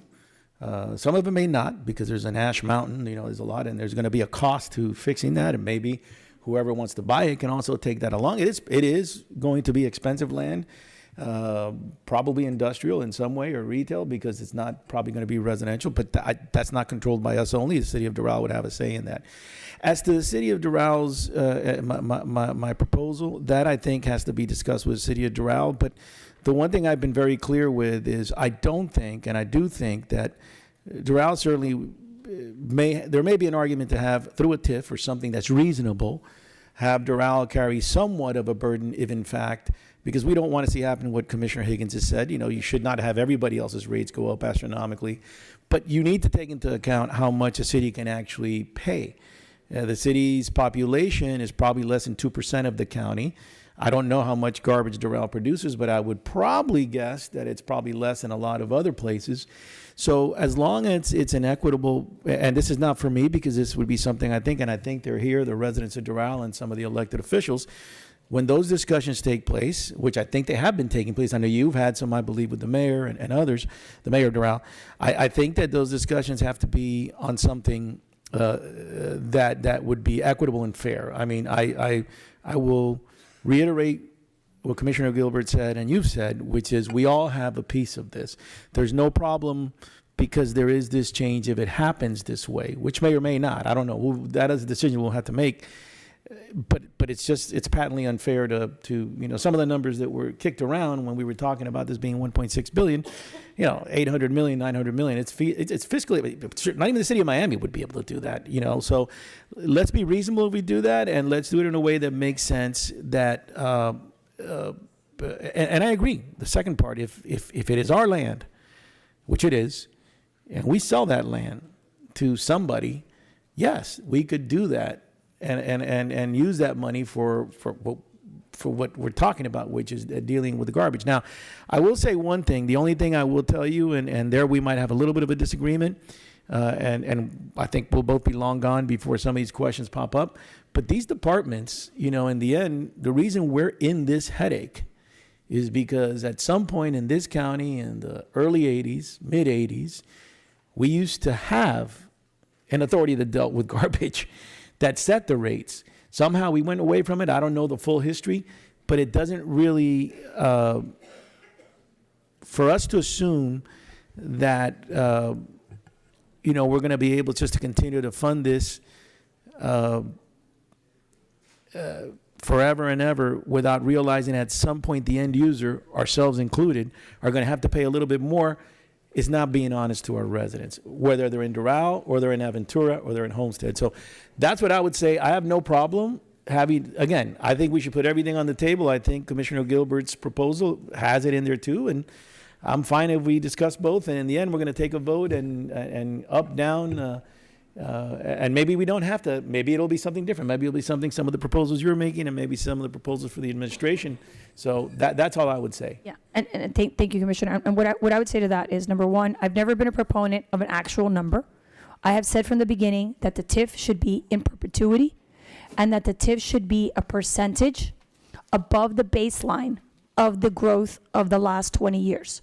So we would predict the growth of the last 20 years for property values in Doral and create a baseline. And everything above that baseline, a percentage of that would be the TIF. Because, and that's what I'm saying, we're bearing the risk. we're saying that when we decide to use that property in a different way, that we are going to be expecting a rise in value in the properties of Doral. I expect it. I think it's normal to expect it, and they should not get that. We should get that because we're the ones making the decision that's changing the use of the property that is leading to the increase in the value. They should continue receiving the value. And when I talk about the RFP, that's a dual. Not only are we talking about taking that property with a 99-year lease and having the Department of Solid Waste receive that money, including cleanup, that would obviously be taken out of that. But also, whatever that use is, it's going to be paying property taxes, which it is not paying now. And that is also money that goes to the general fund. So my point is to consider how all these pieces need to move together, right, in order to provide a more holistic option for solid waste. The ratepayers are always going to take the bulk of the burden. But what I'm saying is the assets need to be monetized to the benefit of the fund and of the bond. If I may, Mr. Chair, just one quick thing, and on the TIF, and I just want to clarify, the original proposal, if I remember correctly, was if in fact there was a relocation, then there would be a TIF because that would be offline. So that presupposes there's going to be a relocation, number one. Reference to your second point, I would argue that it's not just this particular parcel, but any parcel, whether it's the North Dade landfill, the South Dade landfill, or any other waste parcel that we have. If there is a change, and that is sold, to developer X, Y, or Z, then that should apply across the board to everyone. And I'd also, remind everybody that if in fact that land was sold and there was a new developer and something was built out, yes, it would benefit the city of Doral, but it also benefit the county. It would be a lot of tax dollars that would also go into the county. So at this point, we're not going to solve that problem today, but my understanding was based on a relocation, which, at that point, I think that, some of you have had discussions, and I would hope the administration continues to have them if needed. That's my point on my proposal. All right. Seeing no further debate on these items, 2D and 2E, we'll move on to 2F and 2F supplement. So I guess this is a 2D and 2E is I'm trying to see if I decipher any of these items out of the list prior to that second meeting in February. But these are probably pretty important to continue discussing. So is it the will of this board to move these items forward? Yeah? Like just a nod would suffice. Because we're not taking a vote, but. Yeah. All right. Yeah. All right. All right. 2F and 2F supplement, Madam Attorney, can you please read these items? Yes, 2F is a resolution approving award of professional services agreement between the county and Ardura Group, Inc. for professional engineering services for the Department of Solid Waste Management Waste Facility Complex, not to exceed the amount of $15 million, inclusive of contingency and dedicated allowances. All right, Commissioner Gilbert, again, I'm sorry, Commissioner Vice Chair McGee. No, you don't look alike. No. I'm not falling for that one. You're both bald and have no hair, but that's no fault of your own. You want to make hair jokes now? Yeah.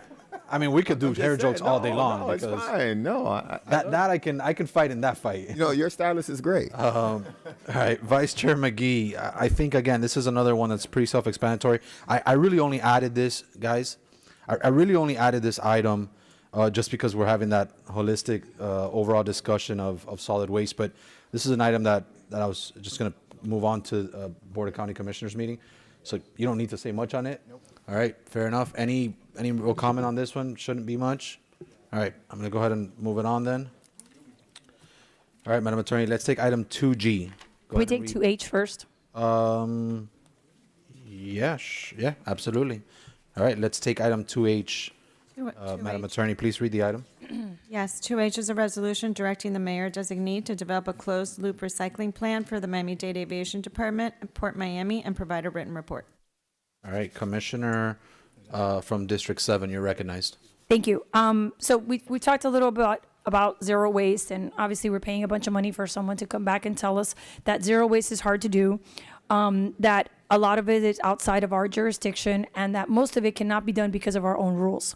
I know, as the person that's been doing composting for 4 years, and I'm looking forward to Commissioner Higgins's item that unshackles us so that we could do more composting.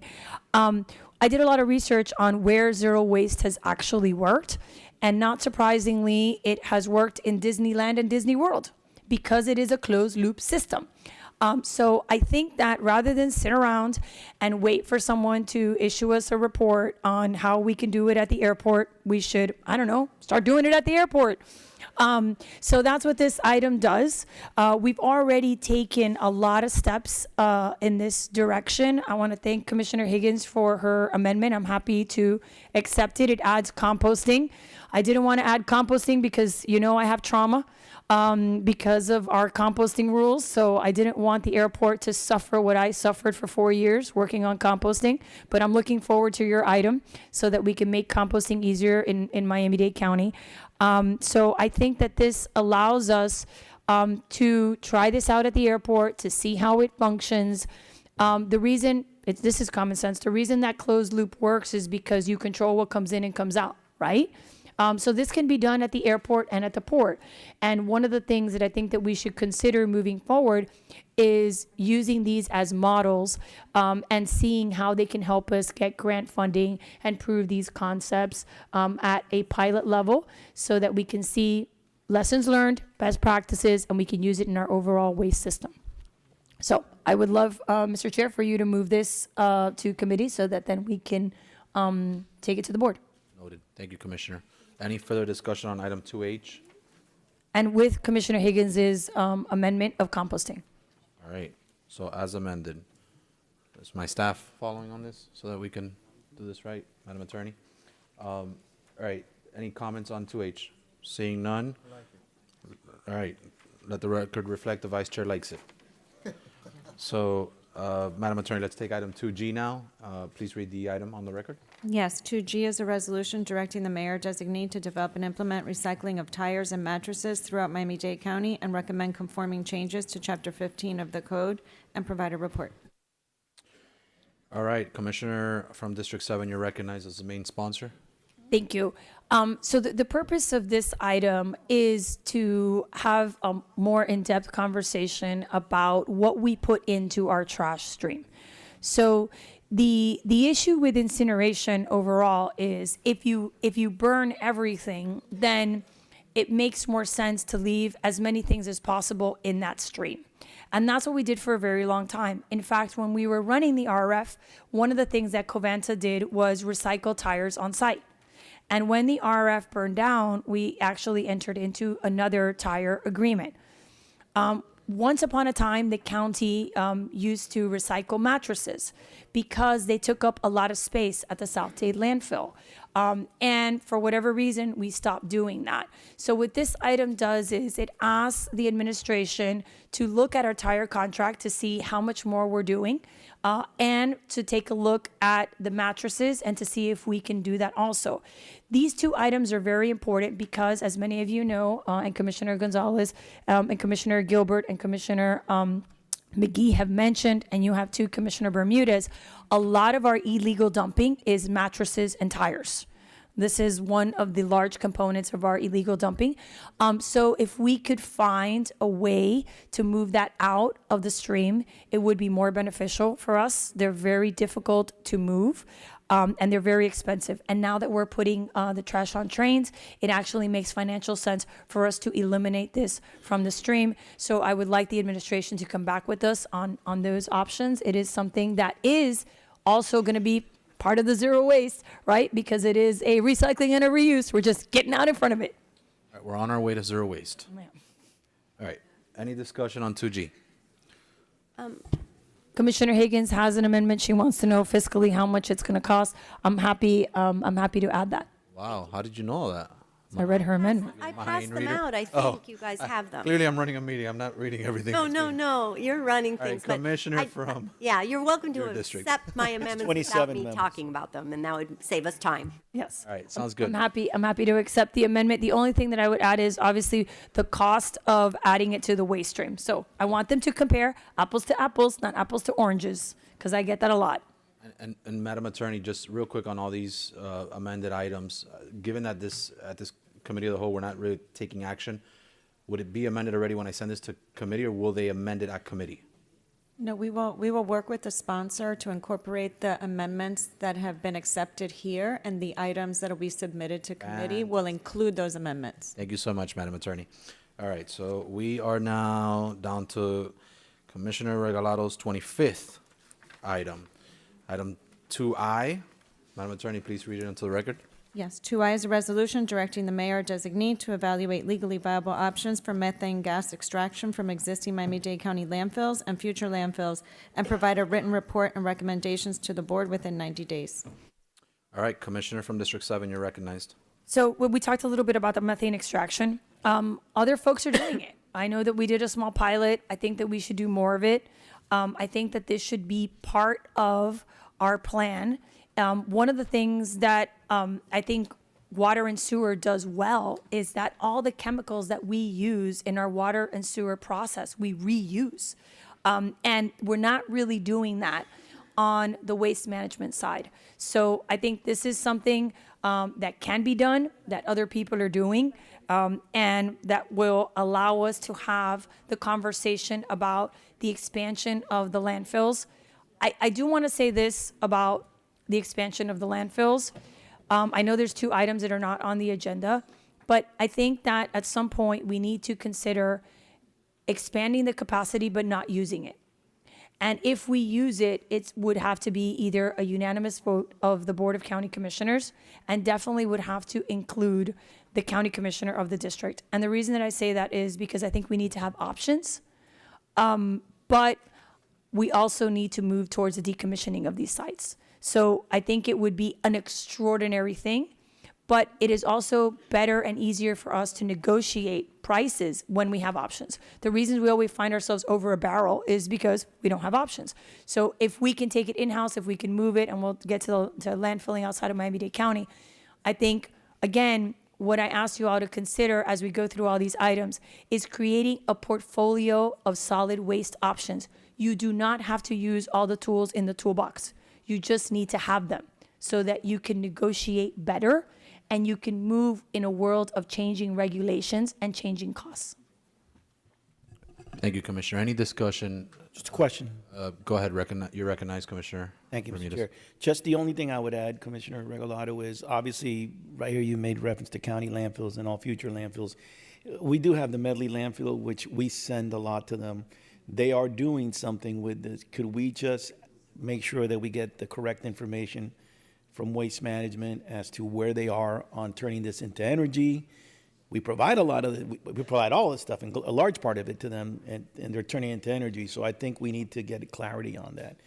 Yes, I'm happy to amend the item to include information on that landfill and their methane project and its progress. I think that will provide us some perspective that is useful. Thank you, Commissioner. Commissioner from District 5. And I passed out an amendment similar to what you're saying, is to evaluate not just Medley, but there are other really great projects. One's under construction right now in Vero Beach, and another one has, maybe I have his note, one is just opened and one is under construction, to look at the costs, the permitting time, and then also break that down. So if you could include, more details, then we happy to get do better it. reports. That would be my amendment. Thank you. Happy to do it. Fair enough. No further discussion on item 2I? Seeing none. Madam Attorney, let's take item 2J. Go ahead and read it into the record. Yes, 2J is a resolution directing the mayor designee to examine the feasibility of expanding the cardboard disposal and or recycling to all 13 trash and recycling centers year-round, establishing a seasonal cardboard disposal program consisting of creating additional drop-off sites throughout the community, such as at libraries, community centers, and other county or municipal buildings for the public to dispose of and/or recycle cardboard materials. Further directing the mayor designee to specifically identify in the county's website and social media outlets the trash and recycling centers and any other future seasonal locations that accept cardboard materials, and take all actions necessary to ensure that the year-round and seasonal disposal and/or recycling of cardboard is included in the county's zero waste master plan. Commissioner from District 7. Thank you. So you all remember when we made the changes to recycling that allowed us to continue our recycling program and actually get the best price that we have seen in over a decade. One of the things that we talked about was what we recycle and what it makes sense to recycle changes every few months. Right now, the hot recycling item is cardboard, right? And the more Amazon packages you get, the better. So we actually already have 7 sites, but our residents don't even know about it. A lot of the mini dump sites, the ones in my district and many in some of yours, are in parks, and people don't even know about them. Instead of putting cardboard out and having it get wet or jamming it into the recycling bin so that the recycling bin gets full and broken and it's all over the street, wouldn't it be wonderful if people could just drop off their cardboard? Corey Gables did a cardboard drop-off site for the holidays that was very popular. They used social media and they asked everyone to participate. I literally knock on residents' doors when I drive by and see the cardboard on the street and ask them why they haven't cut this up. This is a great hobby for children between the ages of 10 and 17. I have my kids do it. You can cut up the cardboard, folks, and we can all reuse it. So I think that this is one way that we can save money, educate people, and also help our municipalities. Because they're getting jammed up with this stuff too. Commissioner Rodriguez, Chair Rodriguez, brought an item that allowed us to have permits for the cardboard pirates. So remember we talked about the cardboard pirates like 2 years ago? We couldn't really get a lot of information on it. I would love to know what is happening with the cardboard pirates. But for now, I think we at least have to amp up our cardboard collection, make it easier for people to do that. And I do think that we will see a reduction in bulky trash costs, and it'll also help us on the recycling side too, because a lot of these larger boxes don't fit in the bins, and we have a lot of illegal dumping of cardboard, which is completely unnecessary since there is a utility in our waste stream from it. All right, any discussion on 2J? I just had my little amendment just to analyze the costs. Thank you. You're going to see it. It's a moneymaker. Friendly to do it. amendment. Friendly amendment. Commissioner from District 8, you're recognized. Thank you, Mr. Chair. I'm supportive of advancing all of these items to Commissioner Regalado, who is the sponsor of the vast majority. All of these resolutions examining the feasibility of, for example, the methane gas, the cardboard disposal. Are you proposing for those reports to come back before the board makes a decision on our disposal plan for the future of the county, or are you planning for us to make a decision and then these feasibility studies to come afterwards? So not all of them are feasibility. The cardboard's already happening and we're asking them to augment it. The methane is a little bit more complicated. It's going to take them a little bit more time. We've been talking about the methane for a while. I think it depends. I do have one final item that's being brought around that does have a 90-day on a lot of the things that are being discussed here. I don't think we can get all these answers by the February meeting. But look, this is my attempt at creating a waste management portfolio. I know it seems like a lot, but we never got the master plan. And we're kind of, we're being told, well, we're working on this and we're working on that. I'm just taking a bite out of all these things that I know we can do. And the sooner we can do them, the better, because it shrinks our waste stream. And a lot of the numbers that were being presented are not true numbers in my estimation, because they don't take into account these different things that we can do in order to change the waste stream. So this is us creating, to Commissioner Bastien's point, this is us creating an ad hoc master plan. this is what we're doing, right? We're building it as we go along with the things that we are finding can work. And I think we are nimble enough to do that. In a perfect world, I wish it would all be done for February. And if you gave me a few more hours, I could draft a few more items. I'm happy to do that. But, I kind of like ran out of time, and some people are not as responsive. The attorneys have been great. The department's, but I'm happy to keep working on it and keep finding us ways that, we can take a bite out of this thing. Because I think what has been proposed to us, is not enough. And I think these things start changing that conversation. I think it'll give us a different end result. I appreciate that answer, and I don't disagree with any of it. In fact, I agree, and I think it's wonderful that there are all of these options for us to consider and explore as part of a portfolio.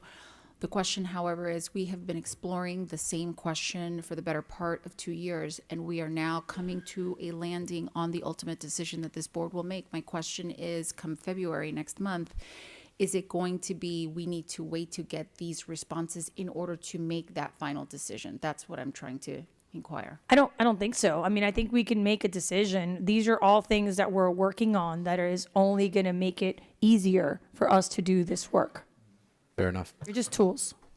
All right. Any further discussion on 2J? Yes, Mr. Chair, just if I may, one. You may, Commissioner. Thank you. One quick point to Commissioner Cohen-Higgins' concerns, and which I share, and also to Commissioner Regalado's response.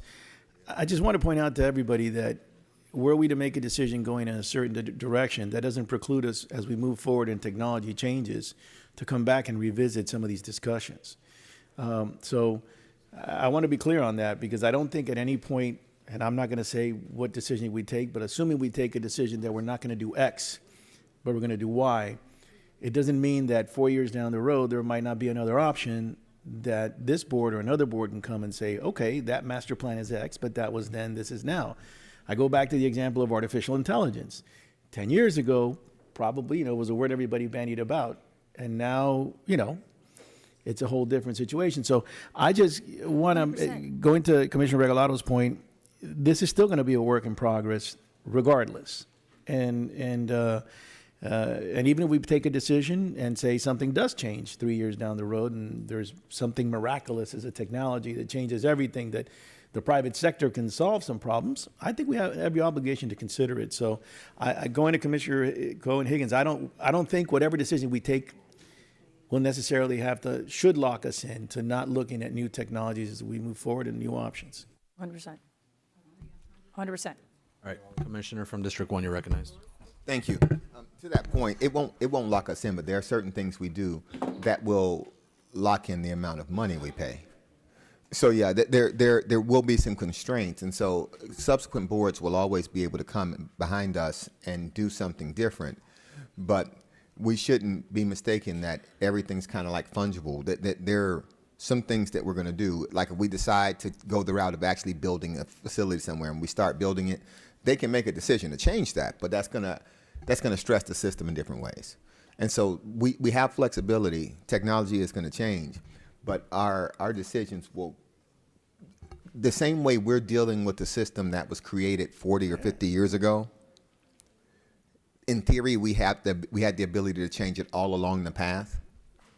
They will be in that same situation. So we want to just try to make sure we leave them the best possible scenario. Mr. Chair, if I may, Recognize it. Yep. Commissioner Gilbert's correct. But my example that I could point out best would be, assuming we make a decision to build X, Y, or Z, the permitting takes a long time. Within that time, if something changes, the future commission, some of us may be here, some of us may not be here, would have a chance to then reevaluate at that point. So that's just something I want to be clear on, because I consider, and I want to be very diplomatic about this, because then I'll get 19 calls from former commissioners. We're in this position because for a long time, nobody made those decisions. And, everybody knew that resource recovery facility was too old. The fires that occurred before Super Bowl Sunday 2 years ago. And there's pictures, because I was there. So, the fact that so I'm not against not making a decision. I'm just saying that, to Commissioner Regalado's point, let's always keep our options open to amend whatever master plan we have, we shouldn't, consider that things may not change during this process. Thank you, Commissioner. All right. Seeing no further discussion, we'll go ahead and advance that item as well. All right, Madam Attorney, let's take item 2K. 2K is a resolution directing the mayor designate to evaluate legally viable options for the purchase of suitable sized land outside of the county near a rail line to use for a landfill and/or composting, and to provide a written report to the board within 90 days. All right, Commissioner from District 7, you're recognized. So the important language here is landfill and/or composting. Follow along. This is so important for us. I spent the first 2 years as an elected here trying to compost sargassum. And it was very, very challenging. And I ended up doing the first composting project in a district that we've actually successfully done for 2 years. But it was very, very challenging. And I'm super excited that Higgins is working on some of those rules. It has nothing to do with these federal or state rules. It has to do with our rules. So the sargassum that we were producing here was being composted in Broward, not through waste management, but through the Parks Department. And now, like Commissioner Bermudez said, it's being dried somewhere else. The state of Florida has different rules for the sargassum. The same thing with the sludge, right? We have issues with the sludge. That is also composting. So there's a lot of nuance here. And I know that people get hung up on the landfill and the permitting, but like I said earlier, this isn't about geography, it's about geology. There are other places in Florida where the surface is not as close to the October water line. There are other places in Florida and outside Florida where the limestone is not, they don't have porous limestone like we do. So you don't have to worry so much about what you put there and how long it stays there and how you can extract something from it. That is not the case in South Florida. So what this is doing is giving us yet another option. It gives us another option to negotiate. It gives us another tool. It gives us another site. And it gives us a space where we could do this work without the hindrance that we have here with our geology.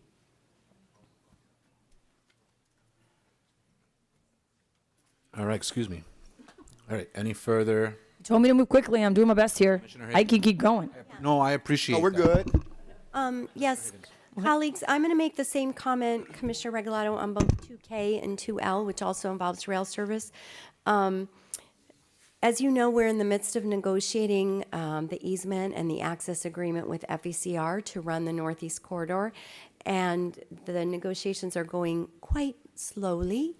So I just want to put some careful language in here that we're not, we're making sure that as they're negotiating slowly, we also want to notice when FECR could benefit from county contracts around garbage or composting, but that we're watching and making sure that we also get to benefit by having commuter rail. So I've made those amendments. If you would put those in 2L and 2K, I would appreciate that. Thank you. As a fellow champion of that corridor, happy to add those in there. All right, sounds good. Use the word get back on track. Back on track. Back on track. All right. Madam Attorney, are we on 2L now? Yes. Go ahead and read that.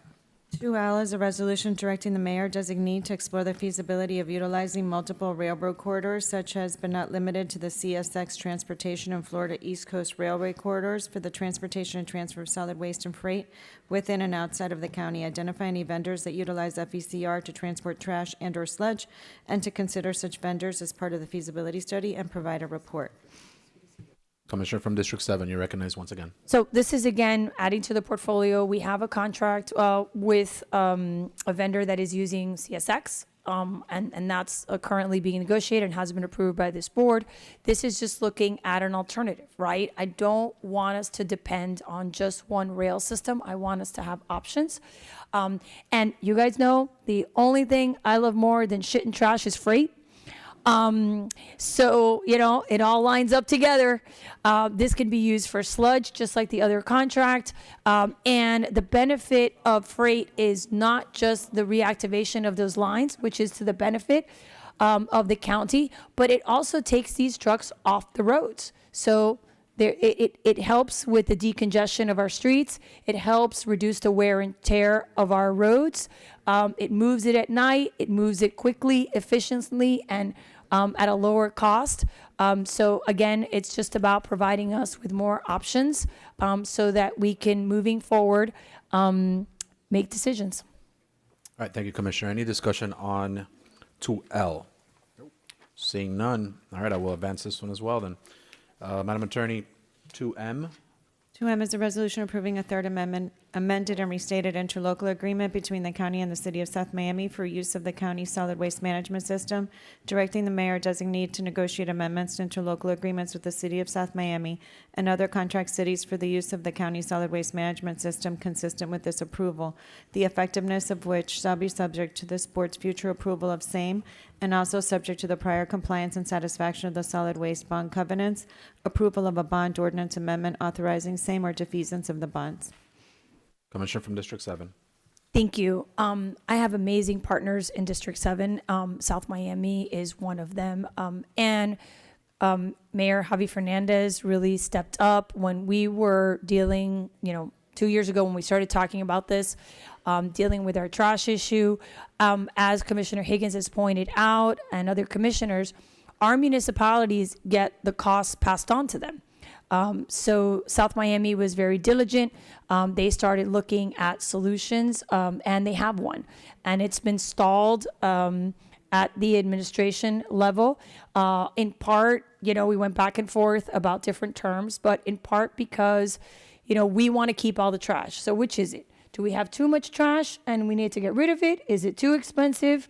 And again, I think that the problem with this conversation is that the bias at the time that this was being discussed was we burn it, so we must burn all of it. The more of it we have, the more of it we burn. And what I'm asking as we move forward, looking at zero waste and changing the waste stream is that doesn't necessarily have to be the case. And by the way, all of these tools, all of these things that we're talking about, trash is an international issue. We're never not going to have enough trash. Broward is looking for a solution. Everyone is looking for solutions. So yes, we can reduce it. We can change the waste stream, but we're never going to run out of trash. So the idea that we have to be the only ones that hold on to this when we have a municipality that's willing to do this work is something that that I challenge. So I think the mayor's here. He was staying around. I don't know if he had to leave. Oh, there he is. Come on down. He's a trooper. He's been here since 9:30. Is he billing for this? Oh, sorry, Javi. I just he's here in his capacity as the amazing mayor of South Miami.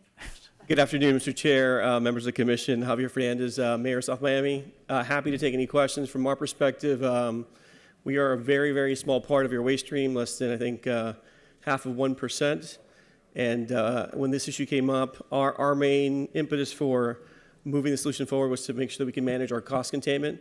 The changes have had a substantial impact on our operating budget, and this allows us a chance to bring a facility to our yard that is on a rail line and reduce our operating costs over the long term. So that is certainly our motivation, and certainly it adds hopefully some additional capacity to address a regional problem. Yeah, so I would just ask you to apply the concept of manifest destiny to South Miami. Allow them to be their own men. They have the resources. They want to do it. They're not, I think it's a very good interlocal. And I think where we got kind of jammed up was this idea that you wouldn't be paying us. We intend to pay the tipping fees that we would be paying otherwise to the system, so it should have no fiscal impact to the system. So yes. Do you guys have any questions? Mr. Chair, I'm supportive, and I do want to thank Mayor Fernandez, who is the august mayor of South Miami. I've never heard the word manifest destiny in South Miami in the same sentence till now, but in any case, he is besides being a great person, he's a great leader and has been a great mayor, and I think that it makes logical sense. So I think we should be supportive. It's good for everybody, and in the end, really what we're trying to do is create a system that works for everybody, not just the county. So this makes perfect sense, and thank you, Mayor Fernandez, for being here and waiting so patiently. Thank you. And for taking on a difficult subject, right? So we all talk about NIMBYism. and this is a part of it. So you guys really have been wonderful partners. And I think it's something that you've explained very well to the city. And I think that it's something that we should support. Thank you. Thank you. Seeing no further discussion on this item, let's go ahead and walk on items number 2N and 2O. Are we missing one? No, there's items 2N and 2O have been distributed and should be added to this agenda with the board's approval. Okay, that's what I thought, but I heard like So whispering. they've been in the back added. here. I mean, I could write more, but I mean, I'm kind of busy. Listen, you should write all the ones you can by that February meeting. Actually, prior to committee, so it could go to committee. But let's go ahead and take up item 2N. Madam Attorney, if you could read that on the record. Yes, 2N is a resolution directing the mayor to review the solid waste bond ordinance and provide recommendations to restructure or reformulate such ordinance, including defeasance of any outstanding bonds. All right, Commissioner from District 7. So, if you guys will recall, a few years ago, I was talking about the bond for water and sewer, and it has a bunch of restrictions that doesn't allow us to take on new customers, and that's one of the reasons, you'll remember, Commissioner Bastian, that we were talking about septic to sewer and how we couldn't use the bond. It's very, very challenging. Thankfully, this bond does not have that language, but I think that it's important for us to look at our restructuring options as we consider other revenue streams. So whether it's the RF or whether, it's the TIF, all these things would impact the bond and actually make the bond rating better, because right now the bond is exclusively on the backs of the ratepayers. So this is a necessary component to that fiscal change and the mindset change I was talking about earlier. Fair enough. Seeing no discussion, right, on this item? All right, our last filed item and walked on item 2O. Madam Attorney, please read that on the record. 2O is a resolution directing the county mayor to request and receive certain information from the design criteria professional for the new waste-to-energy facility. All right, Commissioner from District 7. All right, so we're already paying this money. And they've already done some work. And I've always felt like every time they give us a presentation, like we all walk away with more questions than answers. So this directs them to look at some of these options, including the P3 option, which we've never really gotten a full hash on. So what we're doing here is kind of, instead of us just throwing a bunch of stuff and never getting anything back, what this does is give them very clear direction as to what this board wants back. On this one, the timing is important. I did put like 90 days in there, but again, if we're